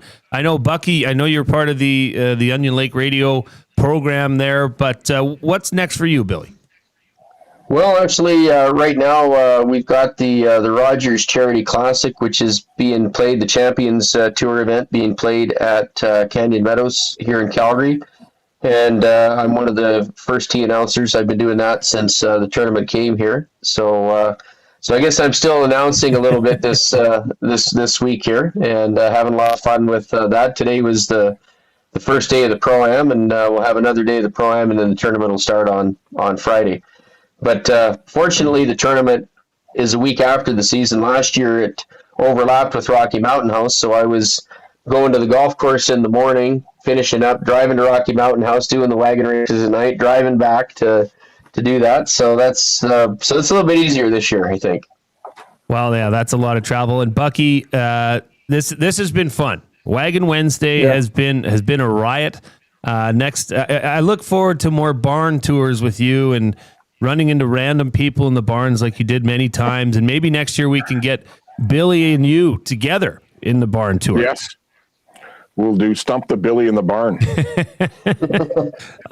And Bucky, go ahead, Bucky. Yeah, I'd just like to thank you and Reid for bringing us on, and we had some hiccups here and there, technical wise, but we got through it, and it's just been a blast, and showing everybody out there in Edmonton Sports Talk land the inner workings of Chuckwagon racing, and showing them the barns, and showing them the personalities and the people that make up the sport, not just the guys going around the track, but and finding out that these equine superstars are amazing, and that's what makes our sport. Well, and showing them that those horses that we're seeing there are often treated better than any of the humans that are in those barns, right? It's totally. It's something to see, and we appreciate that. Billy, it's nice to meet you. We'll have to get you on again. Bucky, yes, we're gonna check in with you soon enough here and get a Where's Bucky update somewhere in the near future. Like Where's Waldo kind of thing. Like all of a sudden Bucky's in Vancouver or wherever. And I got a busy hockey schedule ahead. I'm doing a lot of play-by-play for different organizations, including one out in Nisku that people probably are aware of. So, yeah. Okay. Well, as you guys know, we're live right now on YouTube as well. And this comes in from one of our loyal listeners, Baptized Big Uke. He says, I have come to love this segment weekly as it went on. I knew very little about it before. Now I know slightly more. So there you go. We've done something. This has been fantastic. WPCA Wagon Wednesday for Century Mile Racetrack and Casino. Billy, Bucky, thanks, guys. We'll catch up again. Or Bucky, do you got something else to say? Yeah. Do I get an invite to the Estes? I haven't got my invite yet. Okay, I'll talk to Maddie. It's sold out. It's sold out in 24 hours. You got to squeeze me in.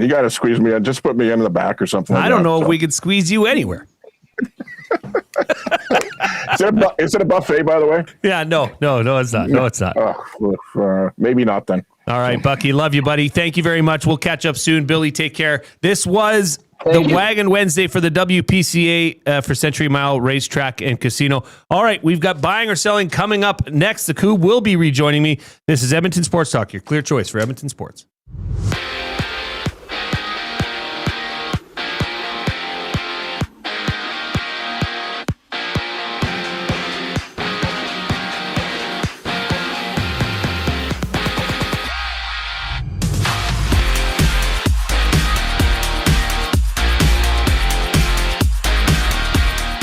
The Jays continue their series against the Rays with Game 2 in their 3-game set. Toronto took the opener 10-5 and Max Scherzer on the bump this afternoon against Tampa Bay's starter Drew Rasmussen.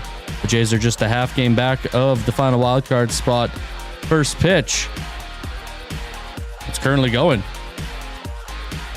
Elsewhere around the majors, the Giants look to bounce back against the Guardians. The Brewers try to avenge last night's slashing against the Mariners, and the Royals seek another one versus the Athletics.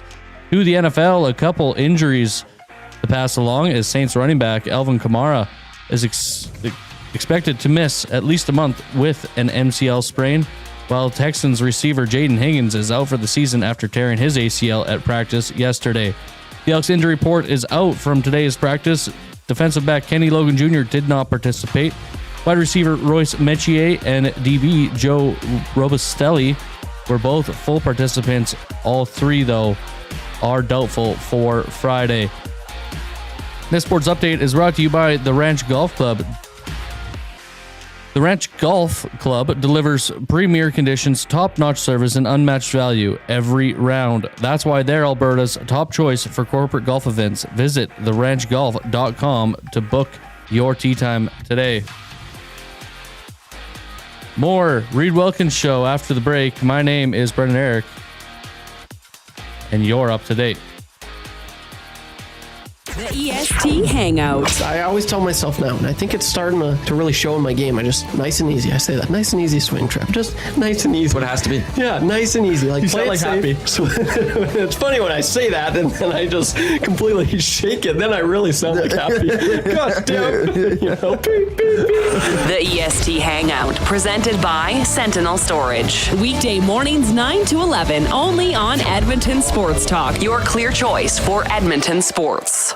Looking for quality building materials and friendly advice? Visit us at Windsor Plywood Leduc, family owned and locally run since 1993. From interior materials for doors, flooring, baseboards, and all the finishing touches to all you need for your outdoor projects like cedar lumber for decks and fences. Plus, all the plywood you'd need. Our full-time on-staff carpenter can help with anything odd-sized or custom. And from domestic hardwoods to exotic selections, we've got you covered. And if we don't have it, we'll track it down for you. Windsor Plywood Leduc. We're the experts you need to know.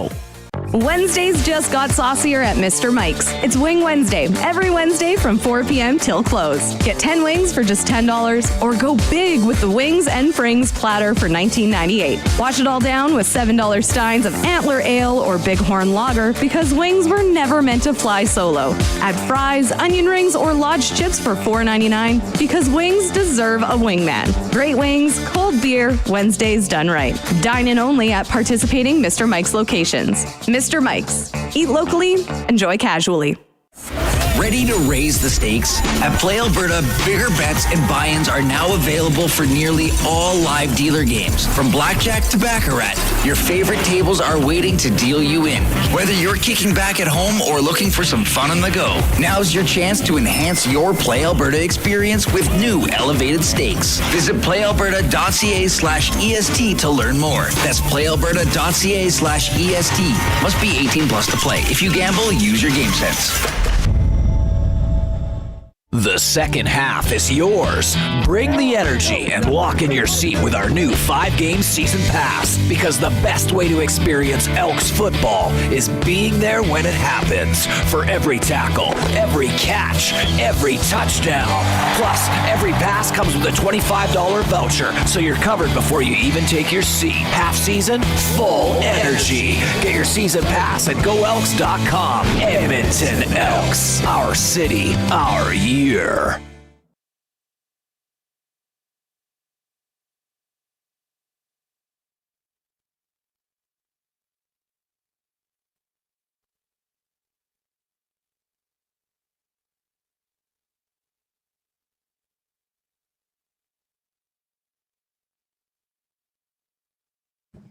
Welcome back to the Reid Wilkins Show right here on Edmonton Sports Talk, your clear choice for Edmonton sports. My name's Jay Milne. We got Zachary Kubusch and Brendan Eric, the man with 2 first names, working the 1s and 2s. That was fantastic. Wagon Wednesday continues to deliver. Poop stains in the the River Cree Resort and Casino inbox, 780-218-9999. Segment of the year, which we'll get to eventually on the Estes list. I just love that segment. It is so good though. Like I'm gonna say it. I'm not a fan. I'm not against WPCA. Let me make it clear. I just don't follow it on a regular basis. But to have somebody who's that passionate in Greg Bucky Buchanan to join us on Edmonton Sports Talk for the WPCA is outstanding.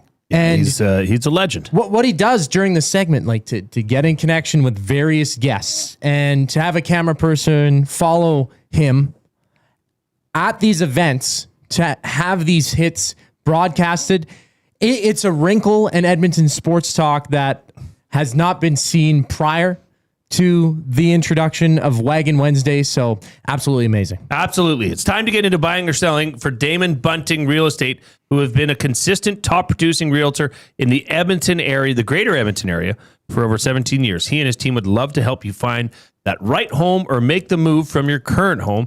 Community driven. He understands what it takes to make a difference in our city.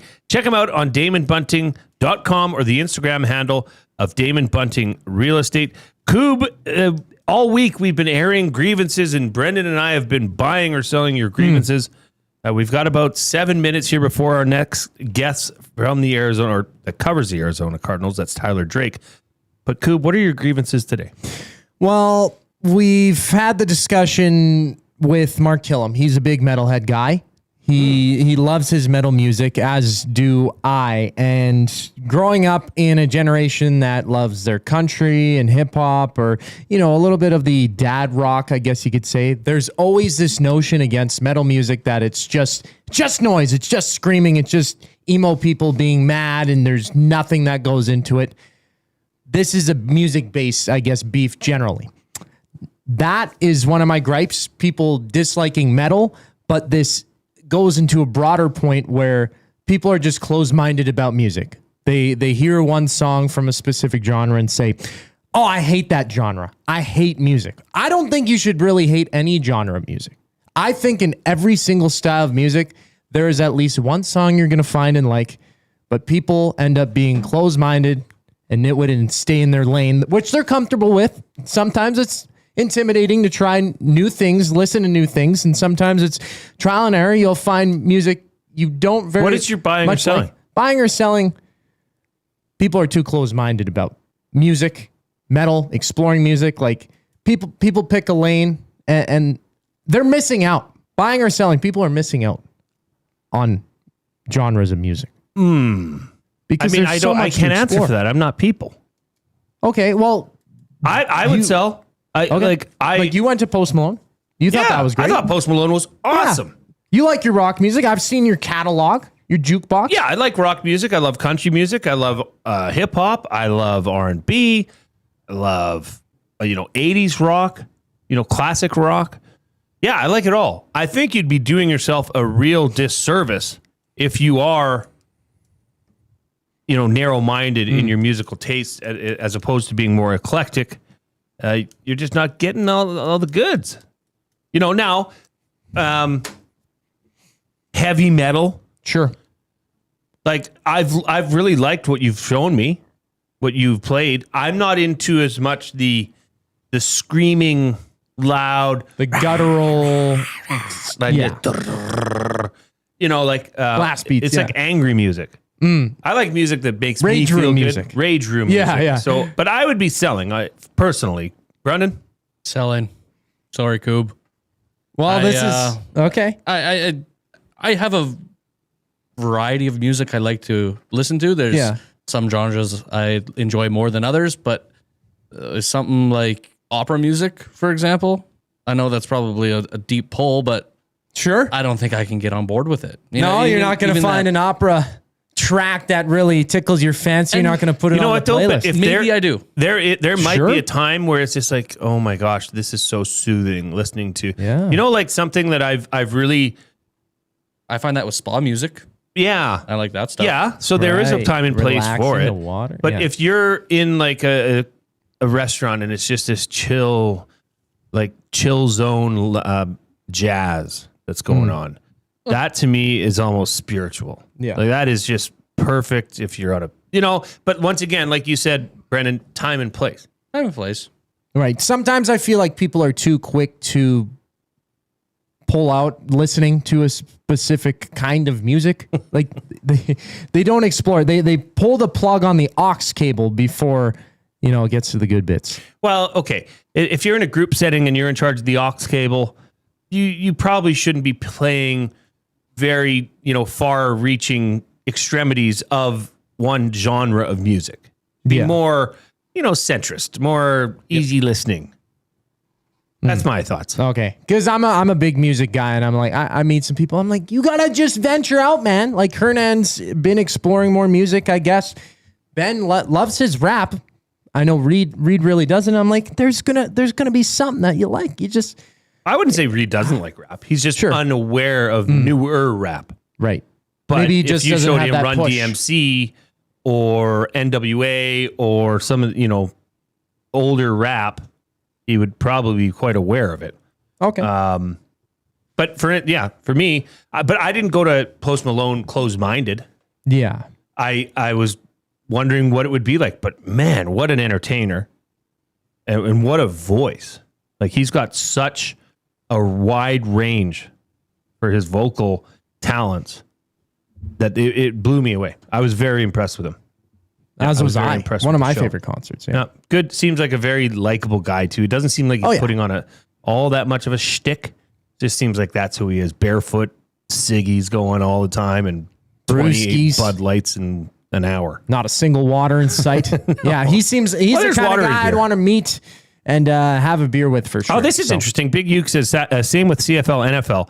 I know far too many people that don't like the CFL and then just poo-poo on it because it's not the NFL. Yeah. Yeah. That's like, if you're a football fan, if you're a music fan, you might be able to explore different avenues of music. Same as football. Like, the CFL is not the NFL. It's never going to be the NFL. But I'll tell you one thing, the NFL, not the CFL.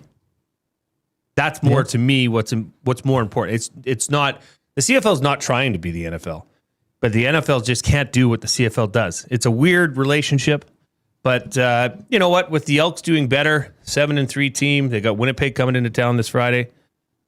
I think there's more and more people getting on board. And actually, that's a reminder. Coming up Friday at 6:30, live from Commonwealth, it will be the Commonwealth Stadium Rec Center Green and Gold kickoff show with myself and Matthew Iwanek. As I said, live from Commonwealth Stadium, 6:30, leading you right up to game time. And then right after game time, we're going to break it all down. So that's coming up Friday. Big game for the Elks, looking to go to 8-3 before a well-deserved bye week. But we got to get out. We are going to go down to Tempe, Arizona. Well, I don't know if Tyler Drake's in Tempe, but that's where the Cardinals training camp is currently going on. We're going to find out what's going on down there. We're going to find out what's new, because there's a lot of new names around the Cardinals training camp. We're going to get into it all. But first, let's hear from our partners and Brendan Eric. Two guys and a goalie. Ryan Shea and the Edmonton Oilers in there. And once again, the title is Under the Radar NHL Acquisitions. Who could surprise? I could see us being surprised because we don't know him very well. But how do you think he surprises people here in Edmonton? Because I think there's some high expectations for this guy here in Edmonton. You move on Darnell Nurse. Two guys and a goalie, presented by GS Construction. Tuesday and Thursday afternoons at noon, only on Edmonton Sports Talk, your clear choice for Edmonton sports. Celebrate 50 years of the Toronto Blue Jays with Sentinel Storage. Enter for your chance to win the ultimate Jays collection of memorabilia. Visit bluejays.com/Sentinel Storage contest to enter and see full contest rules. Sentinel Storage, official storage provider of the Toronto Blue Jays. Ready to raise the stakes? At Play Alberta, bigger bets and buy-ins are now available for nearly all live dealer games. From blackjack to baccarat, your favorite tables are waiting to deal you in. Whether you're kicking back at home or looking for some fun on the go, now's your chance to enhance your Play Alberta experience with new elevated stakes. Visit playalberta.ca/EST to learn more. That's playalberta.ca/EST. Must be 18 plus to play. If you gamble, use your game sense. The Canadian Brewhouse has a happy hour for any scenario. You finished work early? Happy hour. You finished work because you accidentally hit reply all to the entire company? Big happy hour. Your boss said, great job. Happy hour. Your boss said, per my last email. Ugh, emergency happy hour. You finally closed the big deal. Happy hour. With a huge selection of ice cold drinks and great food, the Canadian Brewhouse has a happy hour for whatever just happened at work. The Canadian Brewhouse. Your day just got happier. One moment, you're driving to work.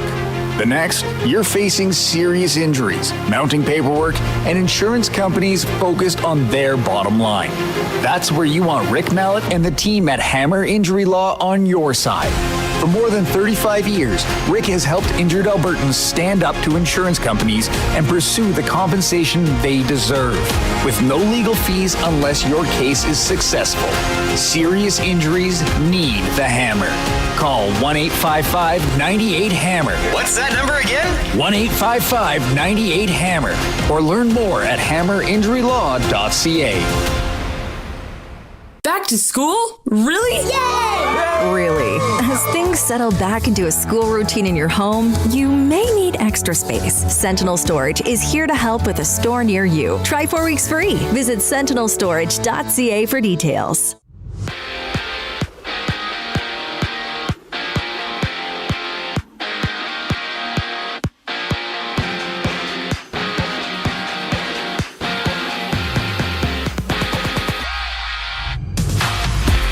The Jays continue their series against the Rays today with game 2 of a 3-game set currently ongoing. We're in the middle of the second.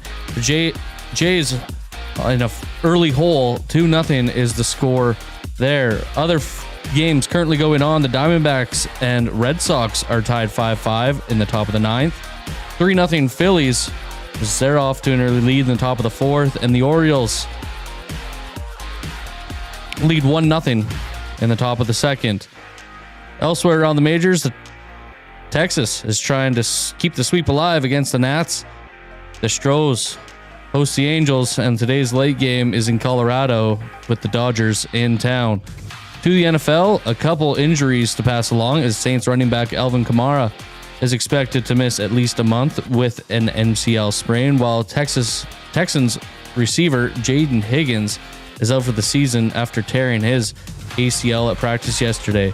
Some timely news: Vita Vea staying with the Bucs. A 1-year extension is going to pay him $30 million next year. Talk some Cardinals at the start of Hour 3 of the Reid Wilkins Show. My name is Brendan Eric, and you're up to date.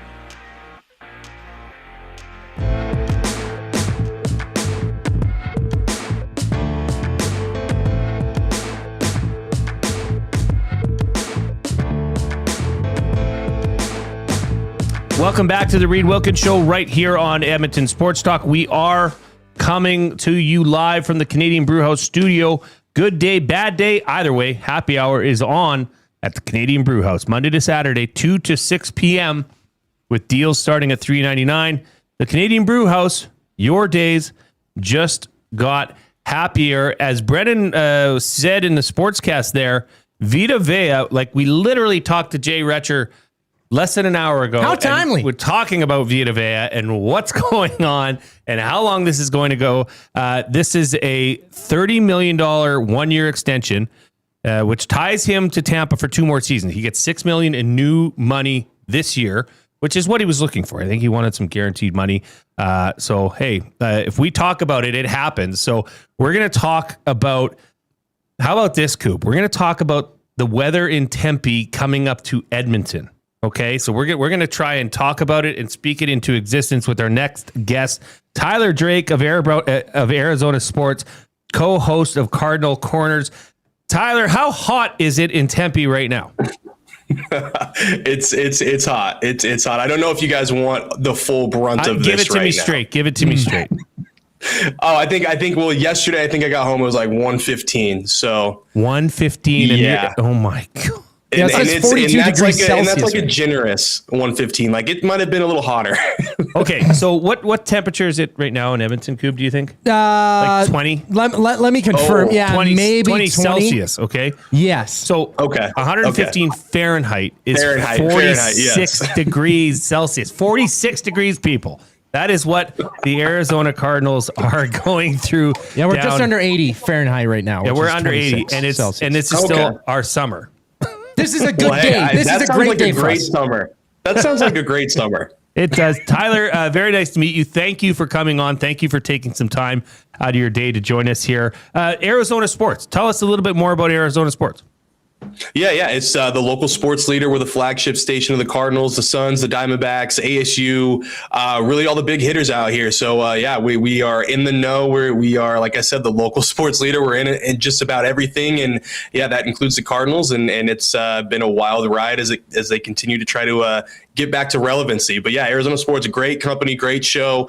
Really, they've got 4 big shows there. They've got plenty of 3 shows, I should say, plenty of podcasts. And then we've got a lot of written content on the .com side. We're getting more into the video side as well, as I can see you guys are fully in the video as well. So a lot of good stuff going on. So I would encourage, if anybody wants to know more about really anything in the Valley, anything in Arizona, head over to arizonasports.com, the YouTube channel, everything, all that jazz, social media. You could find my face on there sometimes too. But really, really, really great company to work for. Well, and as you know, there's a lot of Canadians that would venture down to the Phoenix area and Arizona in general. So naturally, we have a lot of Arizona Cardinals fans here. So I want to kick it off with this. It's been a major reset in Arizona. Mike LaFleur is in as a head coach, amongst others. What has stood out to you most during this training camp about Mike LaFleur and the way he operates? Yeah, I think he really goes about his business. He really focuses on the little details, and not to say the last coaching regime didn't do that, but you can tell this guy is very much like, we better not have a false start penalty. We better be getting in and out of the huddle like it is just in a very easy, seamless process. Like the fact that how much they focus. I mean, he even talked about it a little bit during OTAs and minicamp. Like it wasn't so much about getting plays down. It was so much about getting the little things in and out of the huddle, getting the cadence down, getting the little things that you can really put forward, and that can really be the difference between, you're going to shoot yourself in the foot with false start penalty. That's going to kill your drive, as opposed to maybe turning things around and firing an explosive instead. Like it's the little stuff that you can clearly tell that players are buying into. They really appreciate it. I was able to talk to Marvin Harrison Jr. yesterday, and what he said about just being able to be a better run blocker because of Mike LaFleur's just influence on what he wants out of him. His get off has improved because that's one thing that Mike LaFleur says you can get better at. And you can tell that Marvin Harrison Jr. is taking the right steps. And then you listen to guys like Michael Wilson, you listen to Budda Baker, who's been around the block multiple times with plenty of head coaches, plenty of GMs.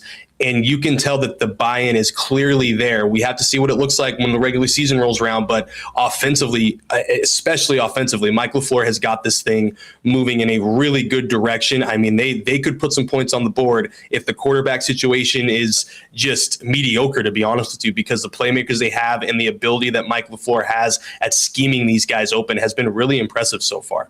Okay, that's interesting that you brought up the quarterback position and that a mediocre solution there might suffice. Now, Kyler Murray's 7-year tenure ended in Arizona. That experience is over. They then went out and drafted Carson Beck. but there's also some other quarterbacks in the room. What's the situation at the quarterback position as far as you can tell right now? Yeah, so it looks like Jacoby Brissett's going to be the expected week 1 starter. He got the raise this offseason, $15.5 million guaranteed, could get up to $21 million.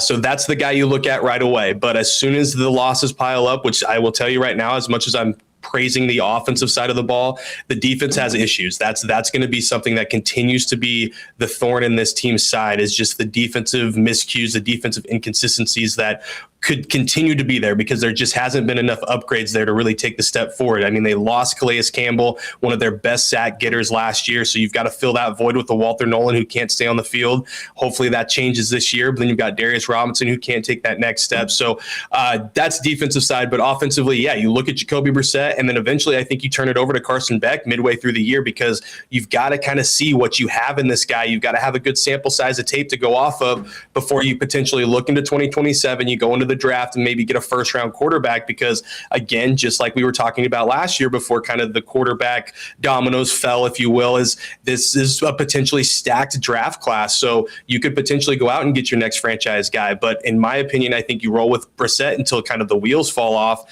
turn over to Beck, give him enough sample size, and then you make a decision after that. And obviously Gardner Minshew's still around. I think he'd be a serviceable veteran. I thought he would be the week 1 starter if they didn't get a thing done with Jacoby Brissett. But now that they've got that done, that's out of the question. But I do think that it's eventually we're going to see Carson in 2026 because you've got to have some tape and got to be able to go off some tangible evidence if this guy can be the leader for the foreseeable future for this team. I just have a quick question about that, because how has that gone over in Phoenix with Cardinals faithful? Because usually you bring in the sexy new Corvette and you want to let that thing purr. You want to take it out on the highway and let her rip. But I agree with, if that's the process they're going to go. I mean, if Jacoby Brissett's getting it done, if I was a Cardinals fan, I would say keep Carson Beck out of it. Like, just let him develop. But how is that dynamic with the fans?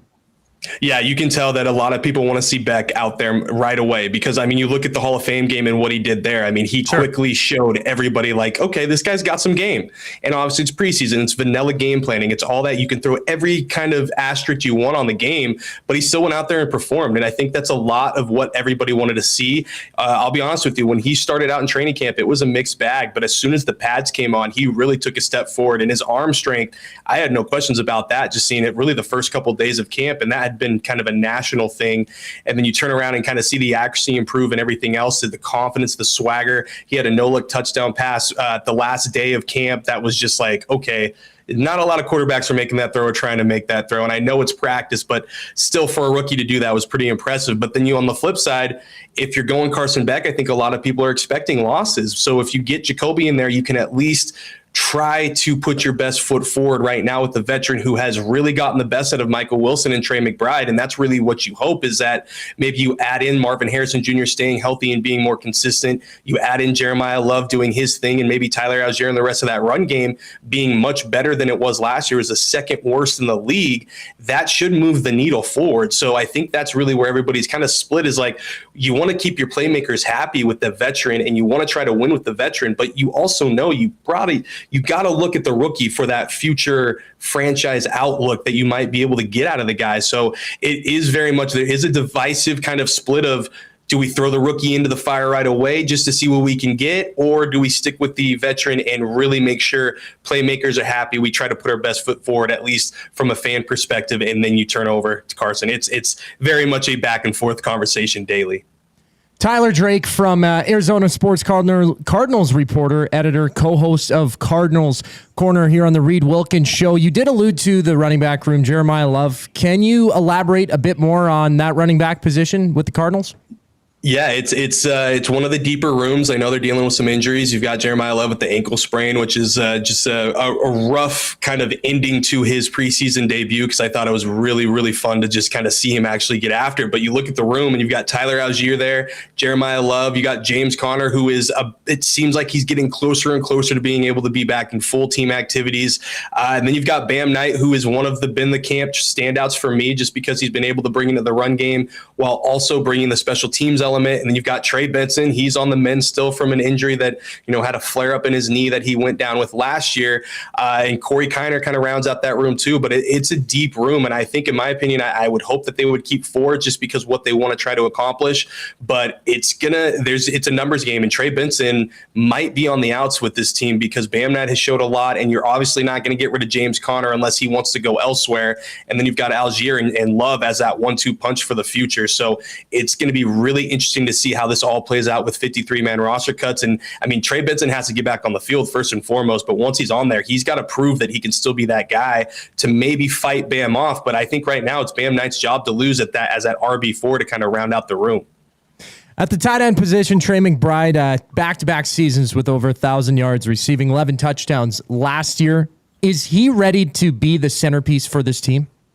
Oh yeah. I think we saw that last year. Obviously, a lot of things were going wrong with that team, offensively, defensively, whatever you want to call it, special teams even. But he was the constant. He continues to be the constant. He's the guy that every day at practice, like you can tell this guy's going 150%. Like every time that him and Jacoby are connecting, he's trying to score a touchdown, even if he's getting touched. Like he's running through, he's going to the end zone. Like the little things that he does, like he's sweating out there more than anybody else. Like you can visibly see this dude is trying to put every ounce that he can into every rep. And I think that's really one thing that helps separate him from everybody else. And then you just see the rapport that he has with Brissett. Like if there's anybody happy that he signed that deal, more happy, it's probably him, because he's going to feast again as long as Brissett's in the lineup. And even when he's not, he's one of those guys that everybody's going to be looking to get the ball to no matter who's under center. So he's one of those guys, he's going to continue to ascend. I think he's going to continue to have some of the years that he's been having. I mean, last year, finally him finding the end zone, I think was the breaking point of like,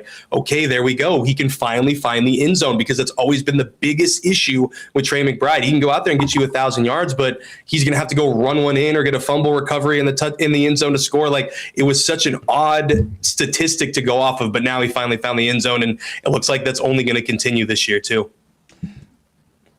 Is this defense good enough to keep this Cardinals team in games if the offense isn't clicking and if they're playing, middle of the pack? Is this defense going to keep them there or even help them win?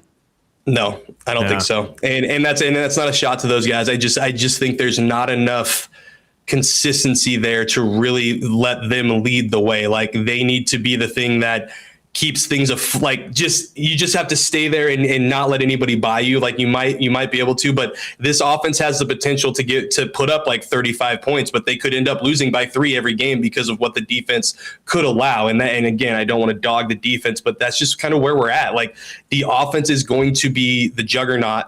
The defense is going to be the weak link. And if you have to rely on the defense, unless you're playing the Jets or somebody like that, I don't think you're coming out of that game winning or even be close to winning. And especially when you look at the schedule this team has, the division they're in, you cannot rely on the defense to win you games right now with how they're currently constructed.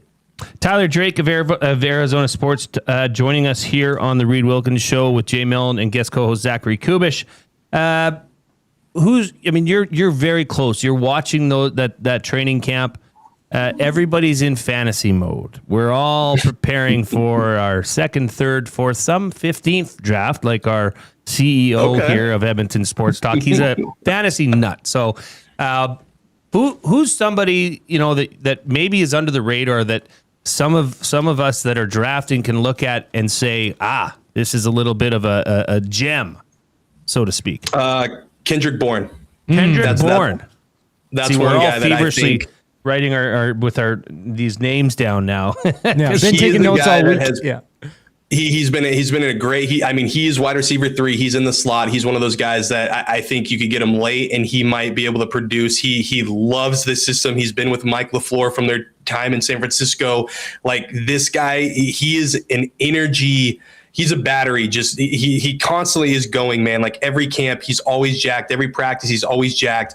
Like he's a guy that wants to get involved, and when he makes a catch, he gets the crowd into it. Like they are going to want to feed him the ball just because of the energy that he produces with everybody around him. Like he's been a huge part of this locker room. So I think he's a guy that they can utilize. Obviously, they had Greg Dortch in the slot. He had been a big name just from a social media standpoint, but I think they get a little bit longer there, and you can really see the dynamic that Kendrick Bourne can bring to this thing, especially when you get him in motion. You can move him into really any position along the formation, and that's where I think he can separate and really be kind of that late round maybe flyer that you get, and maybe could help you win a week depending on who's in and who's out injury wise. And then I look at Tyler Algier. I know Jeremiah Love's getting a lot of the love, no pun intended, but you look at Tyler Algier and what he's done. Like, he could still be very much the short yardage guy. He's gonna be involved. This is gonna be a 1-2 punch.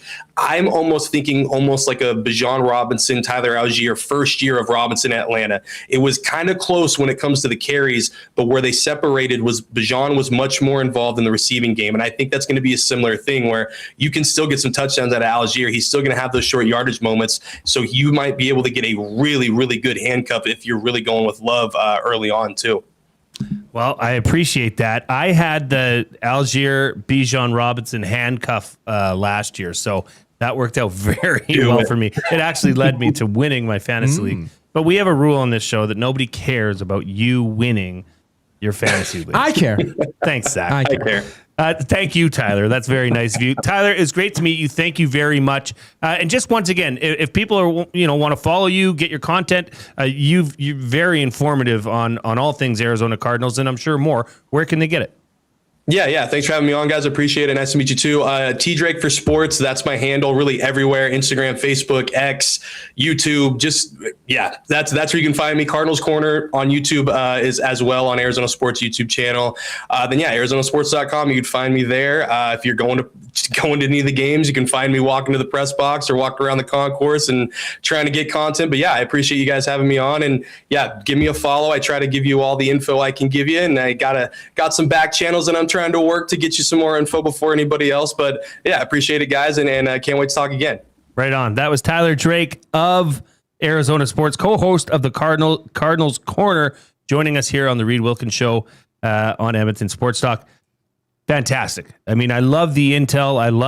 I like what they're planning on doing there with Jacoby Brissett as the starting quarterback. I think Jacoby Brissett he's not an underrated per se, but I think he's better than a lot of people give him credit for. He gets more flack than deserved. Well, yeah, he's just been moved around a lot. But I mean, look what Daniel Jones did last year in Indianapolis. Come on. Right? Yeah. I mean, he was given away by the New York Giants. Well, not given away, but he wasn't the guy there.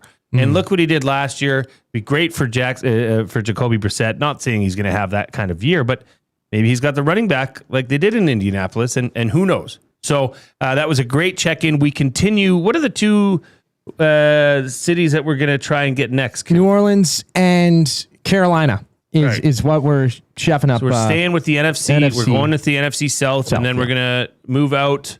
We're going to do the NFC East last, I believe. Yeah, go north and then head back out. And then go west, young man. All right, we've got to get out.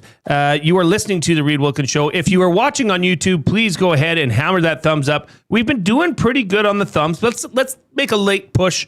You know what? Let's make a late push for Zachary Kubusch and Brendan Eric, who had to, swap seats briefly there for the Wagon Wednesday. There was a lot of camera angles that needed to happen. So kudos to them for getting that job. Hammer the thumbs up for the man with two names. Brendan Eric, you're up.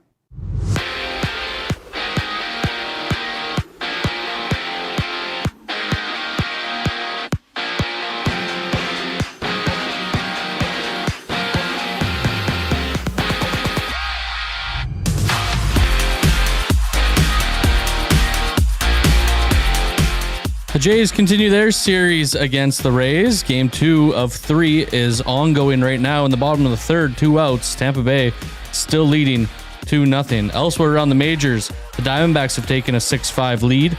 In the top of the 10th with the bases loaded, the Phillies leading 3-0 over the Marlins. And the Orioles trail 2-1. The Yankees grabbing the lead there. Elsewhere around the majors, Texas is trying to keep the sweep alive against the Nats. The Stros host the Angels. And then the day's late game, Colorado have the Dodgers in town. To the NFL, a couple injuries to pass along as Saints running back Alvin Kamara is expected to miss at least a month with an MCL sprain, while Texans receiver Jaden Higgins is out for the season after tearing his ACL at practice yesterday. The Elks injury report is out from today's practice. defensive back Kenny Logan Jr. did not participate. Wide receiver Royce Mechie and DB Joe Robustelli were both full participants. All three are doubtful for Friday. This sports update is brought to you by the Elks. It doesn't start on game day. It starts before kickoff. Get your single game tickets today and be there for every hit, catch, and touchdown. Lock in your seats now at goelks.com/tickets. Estes Talk around the corner. My name is Brendan Eric, and you are up to date. The oil stream. I see Shea is more of a replacement for Kulak than Nurse. Is that wrong? He's smaller than both of them, if I'm not mistaken. Yeah, like he's not going to be like he's a smart. Like I think Brett Kulak, he was smart. He could get around. He was a good skater. Yeah. I think he's pretty well. Like, yeah, I think that's right on par. Maybe a little bit better offensively. The Oil Stream presented by Boston Pizza. Monday, Wednesday, and Friday afternoons at noon. Only on Edmonton Sports Talk. Your clear choice for Edmonton sports. One moment, you're driving to work. The next, you're facing serious injuries, mounting paperwork, and insurance companies focused on their bottom line. That's where you want Rick Mallett and the team at Hammer Injury Law on your side. For more than 35 years, Rick has helped injured Albertans stand up to insurance companies and pursue the compensation they deserve, with no legal fees unless your case is successful. Serious injuries need the Hammer. Call 1-855-98-HAMMER. What's that number again? 1-855-98-HAMMER. Or learn more at hammerinjurylaw.ca. Time for a new career in 2026? Or maybe your kid is still pondering their path. Good news! Weiss Johnson is hiring. It's Dennis, and not only are we hiring for heating and air conditioning, we're also looking for experienced plumbers and gas fitters. With the growth in residential development, there's no shortage of opportunities at Weiss Johnson. Choose your path with us. Learn from one of the industry leaders, and we will grow together. Receive great benefits and school reimbursement as well. Visit weiss-johnson.com today. Ready to raise the stakes? At Play Alberta, bigger bets and buy-ins are now available for nearly all live dealer games. From blackjack to baccarat, your favorite tables are waiting to deal you in. Whether you're kicking back at home or looking for some fun on the go, now's your chance to enhance your Play Alberta experience with new elevated stakes. Visit playalberta.ca/EST to learn more. That's playalberta.ca/EST. Must be 18 plus to play. If you gamble, use your game sense. It's the weekend, the sun is out, and everyone, yes, even the kids, are bored. Bring them to the Canadian Brewhouse. Our patios have games to keep the whole family going, rooftop views, real turf to run around on, and misters for when the summer gets serious. Oh, and we've still got the game on, always, all day, all weekend, all summer. The Canadian Brewhouse, Canada's best patios. Looking for quality building materials and friendly advice? Visit us at Windsor Plywood Leduc, family owned and locally run since 1993. From interior materials for doors, flooring, baseboards, and all the finishing touches to all you need for your outdoor projects like cedar lumber for decks and fences. Plus, all the plywood you'd need. Our full-time on-staff carpenter can help with anything odd-sized or custom. And from domestic hardwoods to exotic selections, we've got you covered. And if we don't have it, we'll track it down for you. Windsor Plywood Leduc. We're the experts you need to know.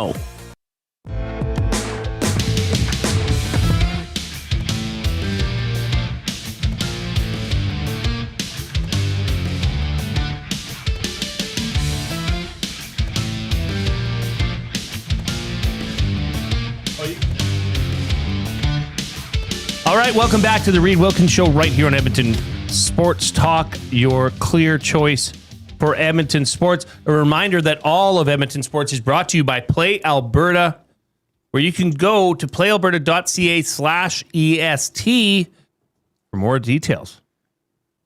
I'll just leave it at that, Coob. I'll leave it at that. And we are coming to you live from the Canadian Brewhouse studio, where it is Wing Wednesday today. So you can go check out this week's wing flavor of the month. That is the bourbon peach. Smooth bourbon, sweet peach. Oh, baby.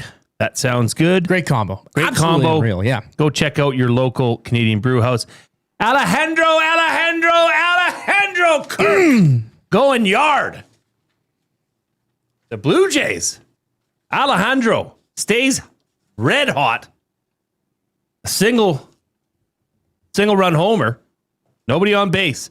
2-1. Tampa Bay leads, top of the fourth. We need one more run. Yeah, over 3.5, right? Before the here's the thing. George Springer was not in the lineup. Oh. Now, but when a player is a scratch, it's part of a parlay, they just remove it and change the odds. So they adjust it. If they get one more run, whether Toronto or Tampa Bay, in the next inning and a half, because Alejandro's done his job. He got more than one base. He got all four of them. Bases. Bases. So there you go. Wow, this is exciting. Shaping up quite well at this point. Shaping up very, very well. As Big Uke says, huge for the program. I agree. Just need some more runs to come in here. All right. Ladies and gentlemen, I've got, this is not breaking news. This is just fantastic news. Oh. The Estes presented by Mr. Mike's. How many tickets are left, Zach? 0.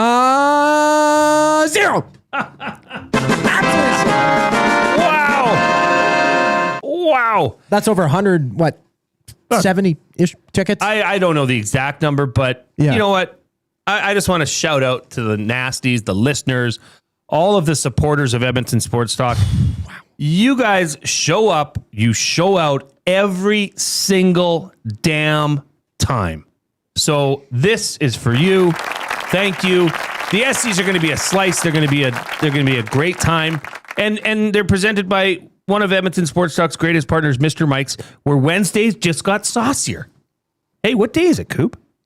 Monday, Tuesday, Wednesday. Yeah, and they just got saucier at Mr. Mike's. It's Wing Wednesday. Every Wednesday from 4 p.m. till close, get 10 wings for just $10. That's right now. Or go big with wings and frings platter for $19.98. Dine in only. Mr. Mike's. Eat locally. Enjoy casually. You're going to want to get over and check out Mr. Mike's tonight. All right. We are discussing today, given that it is the 19th, that's the text of the year. Coop, what are a couple examples? There are a couple. Are there any examples from our show? There is one main one. There were two. Pardon? But there is one. Are you deleting the entries again?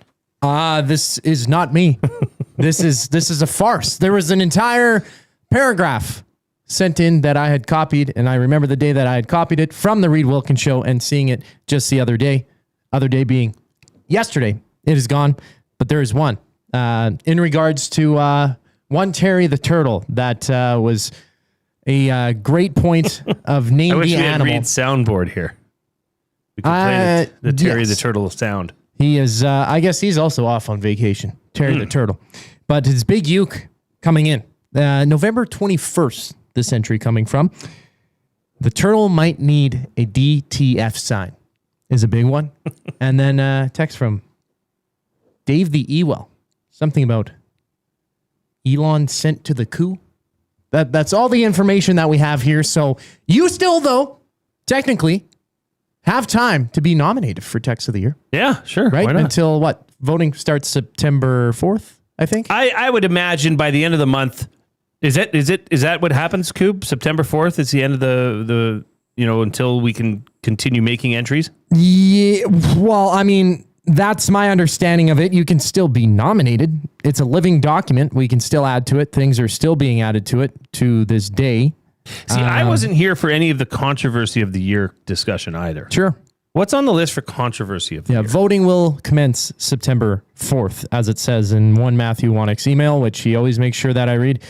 Controversy of the year. There are a plethora of them. Zach eats Dusty's dill sauce. That was in July. Me gatekeeping Estes nominations. In parentheses, deleting several nominations. Wow. Now, is it deleting if I rectify it completely? They're not gone. Did you delete them?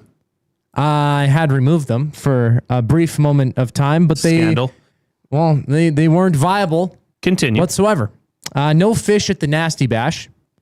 Is that really no? That's not controversial. Let's be honest. Traveling Reid Wilkins and his explosive animalistic prowess, completely dominating 100% of controversy. the mini hoop. that was about an hour discussion. Another one of me saying that I swayed the SD votings. I was rig originally, but I changed that because I didn't rig anything. If I can't remember it, Coop, it's probably not that big. I'm not going to give it much credit. Reid for controversy of the year at SDs. We have tons of more categories, by the way. Voting commences September 4th. We'll be talking about it every day until then.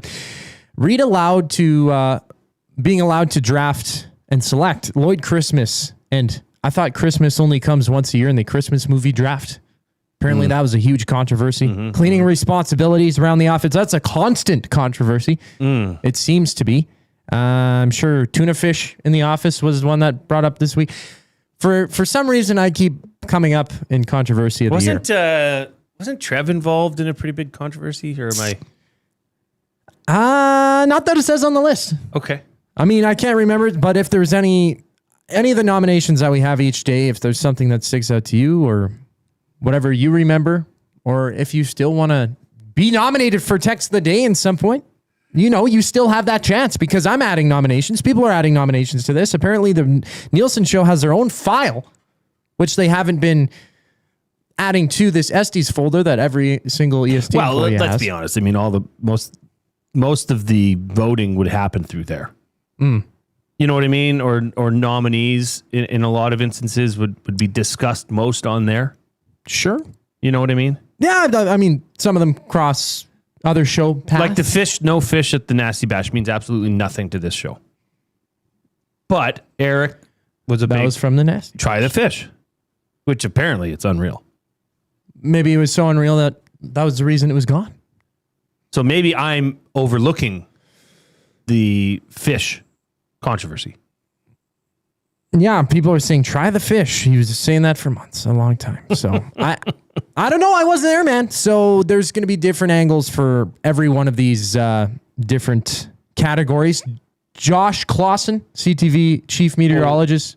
What is he involved with the controversy? He is a host of the SEC. Yeah. He'll be hosting the event. Coop, you gave me a heart attack. No, he's not a controversial man. No, he's the exact opposite of controversy. Loving, fine man. Well dressed.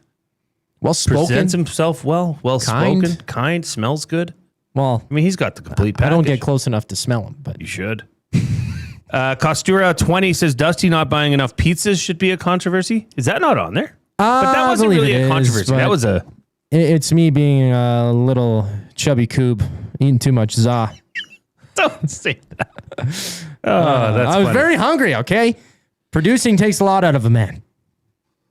The fish thing is a thing, even though you two weren't at the bash. That's from Abutski. That's true. I'm sure, yeah.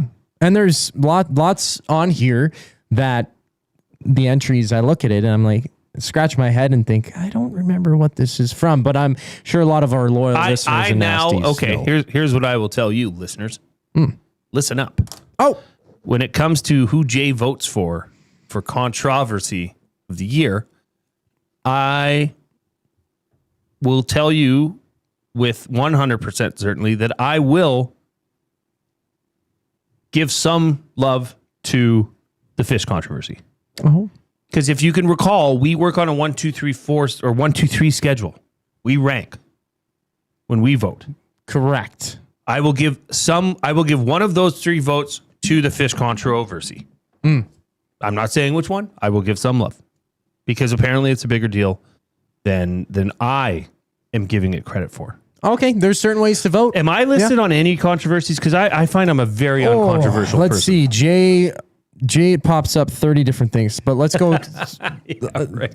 No. I don't know that I would be involved. Jay being called out for being controversial on Hangout for EST drafts.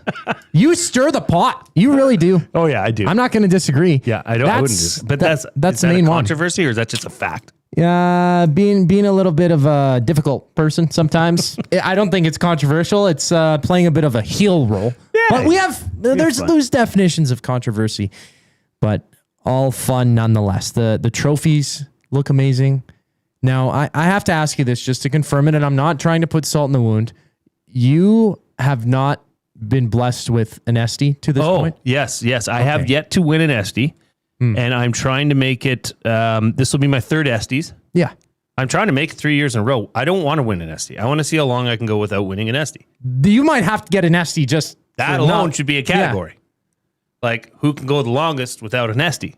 I think Ben Thompson has 5 Esties already, and he's worked here for 5 months. I mean, the kid's I get it. He's a wonderkin. That's what they call him. But you know what? Everybody gets their time, Coob. I specifically, I would hope that nobody votes for anything I'm involved in. I literally want to see how long this can go on. Well, now you're trying to sway the voting. Damn right I am. That might be a controversy in itself.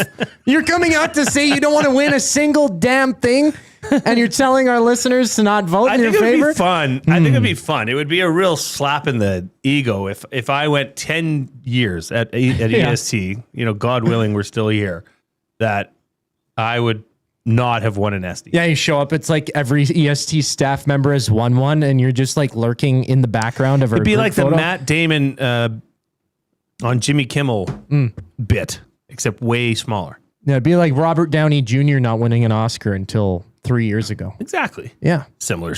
Sure. I guess. I don't know. That's the first thing that came to mind. All right. The Esties are presented by Mr. Mike's. They're coming up September 15th. Their tickets are sold out. But I believe we'll see. There might be something where there might be a way. I don't know. I don't want to say too much without getting in trouble from the top, from the big boss, from the head cheese himself.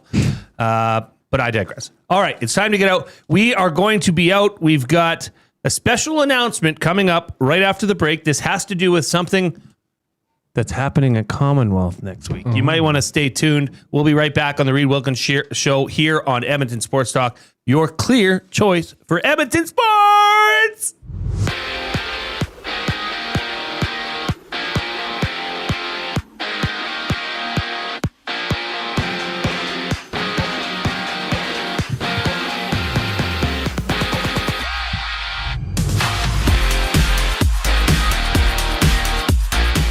The Jays continue their series against the Rays today with Game 2 of a 3-game set.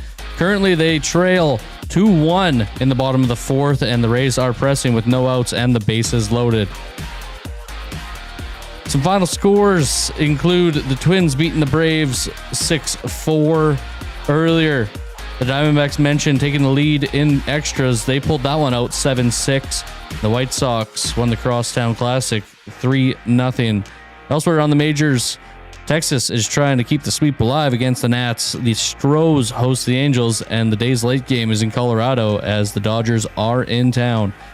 The Elks injury report is out from today's practice. Defensive back Kenny Logan Jr. did not participate. Wide receiver Royce Metier and defensive back Joe Robustelli were both full participants.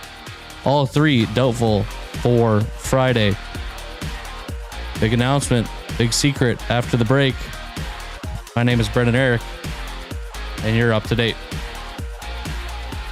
EST Afternoons. Corey Brahman from The Athletic. Might as well ask you, since you're ready for it, Oiler prospect that can surprise us. I think Asher Barnett's a really good prospect, at least for what they got in the 5th round. Like, he put up 20 points at Michigan this year despite not really getting any power play time. He's going to be a top 4 defenseman for the U.S. World Junior team. You know, he's really competitive. He's a good skater. He makes a good first pass. EST Afternoons, weekday afternoons 1 to 3, only on Edmonton Sports Talk, your clear choice for Edmonton sports. At Firehouse Subs, our subs are freshly toasted, stacked high, and crafted to satisfy. Each sub is piled high with premium meats, melty cheese, and toasted to perfection. Firehouse Subs brings bold flavor to every bite, all served on a freshly toasted roll. But we're not just feeding Edmonton, we're fueling it. Dig into the brisket hat trick, piled with slow-smoked brisket and melty cheese. Or go to the Firehouse Subs fan favorite, the Hook and Ladder. Made to order with smoked turkey, honey ham, and Monterey Jack cheese on a perfectly toasted roll. With 15 Firehouse Sub locations across Edmonton and the greater area, it's easy to grab a hot and hearty sub close to home. Firehouse Subs. Hot, hearty, made to satisfy.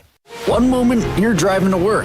The next, you're facing serious injuries, mounting paperwork, and insurance companies focused on their bottom line. That's where you want Rick Mallett and the team at Hammer Injury Law on your side. For more than 35 years, Rick has helped injured Albertans stand up to insurance companies and pursue the compensation they deserve, with no legal fees unless your case is successful. Serious injuries need the hammer. Call 1-855-98-HAMMER. What's that number again? 1-855-98-HAMMER. Or learn more at hammerinjurylaw.ca. Hi there. If you're like me, you like to picture yourself in luxury, even though there's absolutely no way you could afford it. And if you can, well, even better. Thankfully, I picture myself in something that is luxury, but still absolutely affordable, like the all-new Mazda CX-90 from Park Mazda. With the new luxury features like facial recognition settings and quilted detail Napa leather seating, I can pretend to be comfortable with all of my proper settings activated without even touching the button, thanks to Mitch Lewicki and the great staff at Park Mazda. I like to picture Mitch Lewicki as a ninja fighting off evil samurai. Park Mazda, your dealer for life in Sherwood Park off Y Road, parkmazda.ca. Your brand deserves more than just a whisper, it deserves a buzz. At the Hive Product Marketing, they specialize in promotional products that bring the buzz. From eye-catching giveaways to unforgettable keepsakes, they got the perfect products to make your brand stand out and get noticed. Visit the Hive Product Marketing and let them create the buzz your business deserves. The Hive Product Marketing, the official merch partner of Edmonton Sports Talk. Visit them online at thehiveproductmarketing.com. Looking for a winning strategy for your retirement? Contact me, Joaquin Gage at K4 Financial, where expertise meets dedication. I will always look for a careful approach to your retirement, ensuring your financial future is secure. From tailored strategies to clear, actionable advice, I'm here to guide you every step of the way. Don't leave your future to chance. Get in touch with me, Joaquin Gage, today at k4financial.ca or email joaquin.gage@k4financial.ca to start planning for a brighter future and a more secure retirement.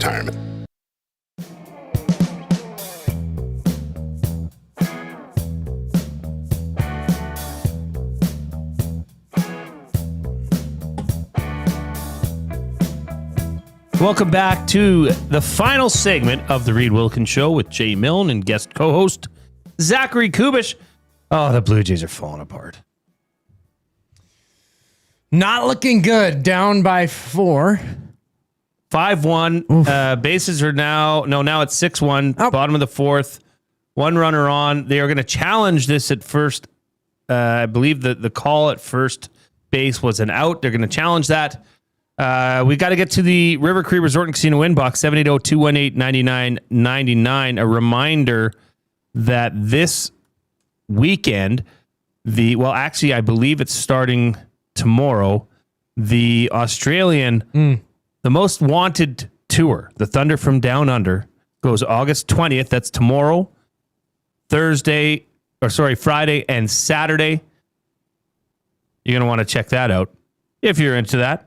I was trying to get one on the show, but it doesn't seem like it's going to help. What? One. Get one. It's going to get one of them. Just one of them.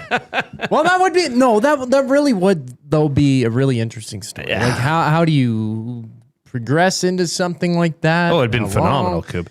The River Cree Resort and Casino inbox. Scott on a hotel balcony in Beaumont says, Jay, the Susan Lucci of talk radio.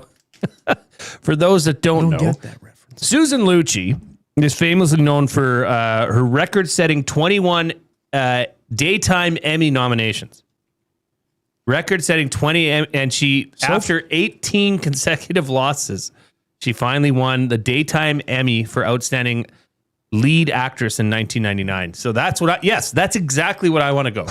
I am the Susan Lucci of Edmonton Sports Talk. Please let me get there. Please help me. And what, she was a soap actress? Yeah, she'd right? Be. All My Children, I believe, was her claim to fame. Soap opera. Well, you just have to be good enough. You are great. Let's put that thank you, clear. You don't have to win. I like that idea. I would throw the trophy out.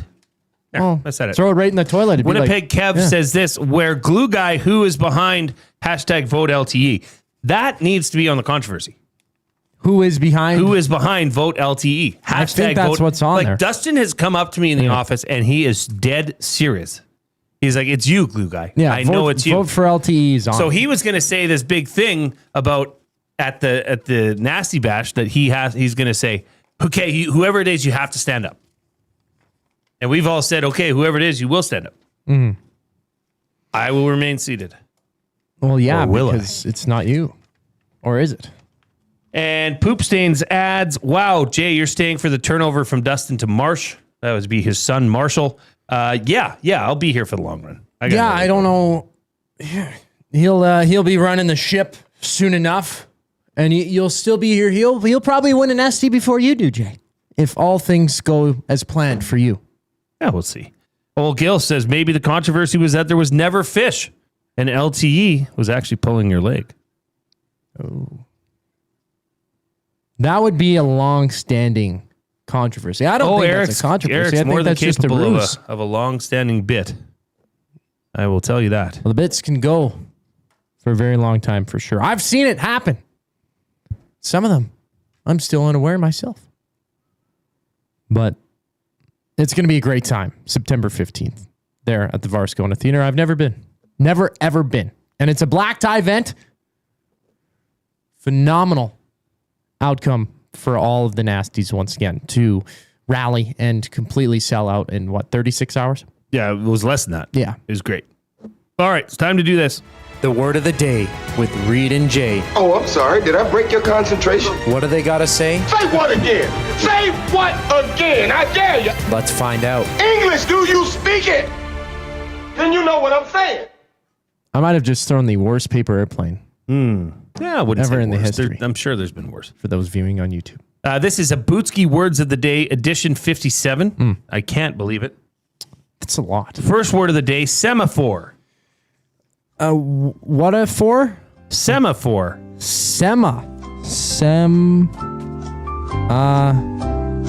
Let me write this down a couple times.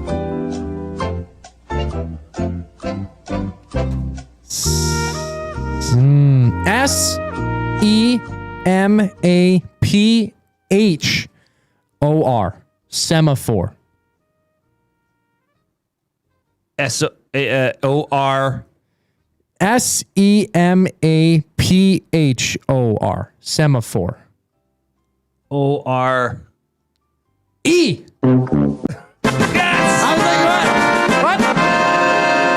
S-E-M-A-P-H-O-R-E. The S to that is the correct spelling. This is a noun. What does semaphore mean, Coob? Can I get a sentence, please? Sure can. We honestly couldn't tell if she was signaling us with semaphore or just showing off her funky dance moves. Trying to display something in an odd manner that's unknown really to people around?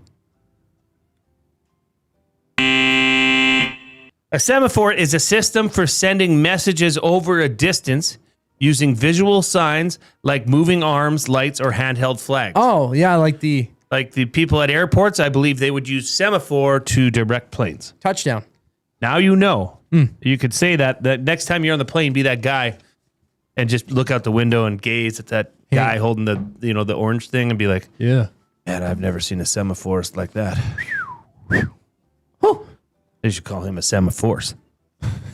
Second word of the day, exacerbate. Exacerbate? Exacerbate. Coob.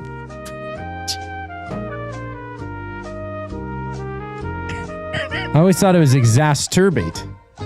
No, that's shut up, Jay. Exacerbate.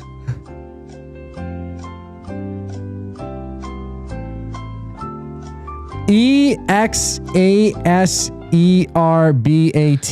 So close. So close. So close. What did I miss? It's E-X-A-C. E-X-A-C. Oh. E-X-A-C-E-R-B-A-T-E. Exacerbate. It's pronounced What? Exacerbate. Exacerbate? There's no turbate in it. I know. That might be controversial. Exacerbate. Exacerbate. That's a hard word. To be. Oh, if only Terry the Turtle was here. What is he doing? It's to be highly expressive in a manner that. I'll give you a sentence. How about that? Yeah, sure. Yeah. The proposed mill closure would only exacerbate our town's unemployment problem. Speed up. Make it quick. It'll happen sooner. To make a bad situation, problem, pain, or disease even worse. Exacerbate. Yes. There it is. I wonder what you're giggling about. Oh, nothing. Okay, we've got to get out. This has been fun. We're going to continue our NFL kickoff roundup around the NFL. What do we got tomorrow? We're going to Carolina and New Orleans? Nolans. And a legendary guest coming in to studio. What time? I'll leave it. Look, we're going to set up some horse racing here in Edmonton. Yes. And you're not going to want to miss the legendary, the voice of Edmonton horse racing, Frank Fontana, is going to be in studio tomorrow at 5:20. Did you know he's a nasty? Did you know? Now you know.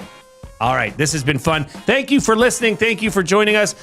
Don't go anywhere. Oh, a reminder, I'll be on the Elks call tonight, 7:30 p.m. Check it out. Swinging by. On behalf of myself, Zachary Kubusch, and Brendan Eric, the man with two names, my name's Jay Milne. We'll catch you tomorrow. Chat soon.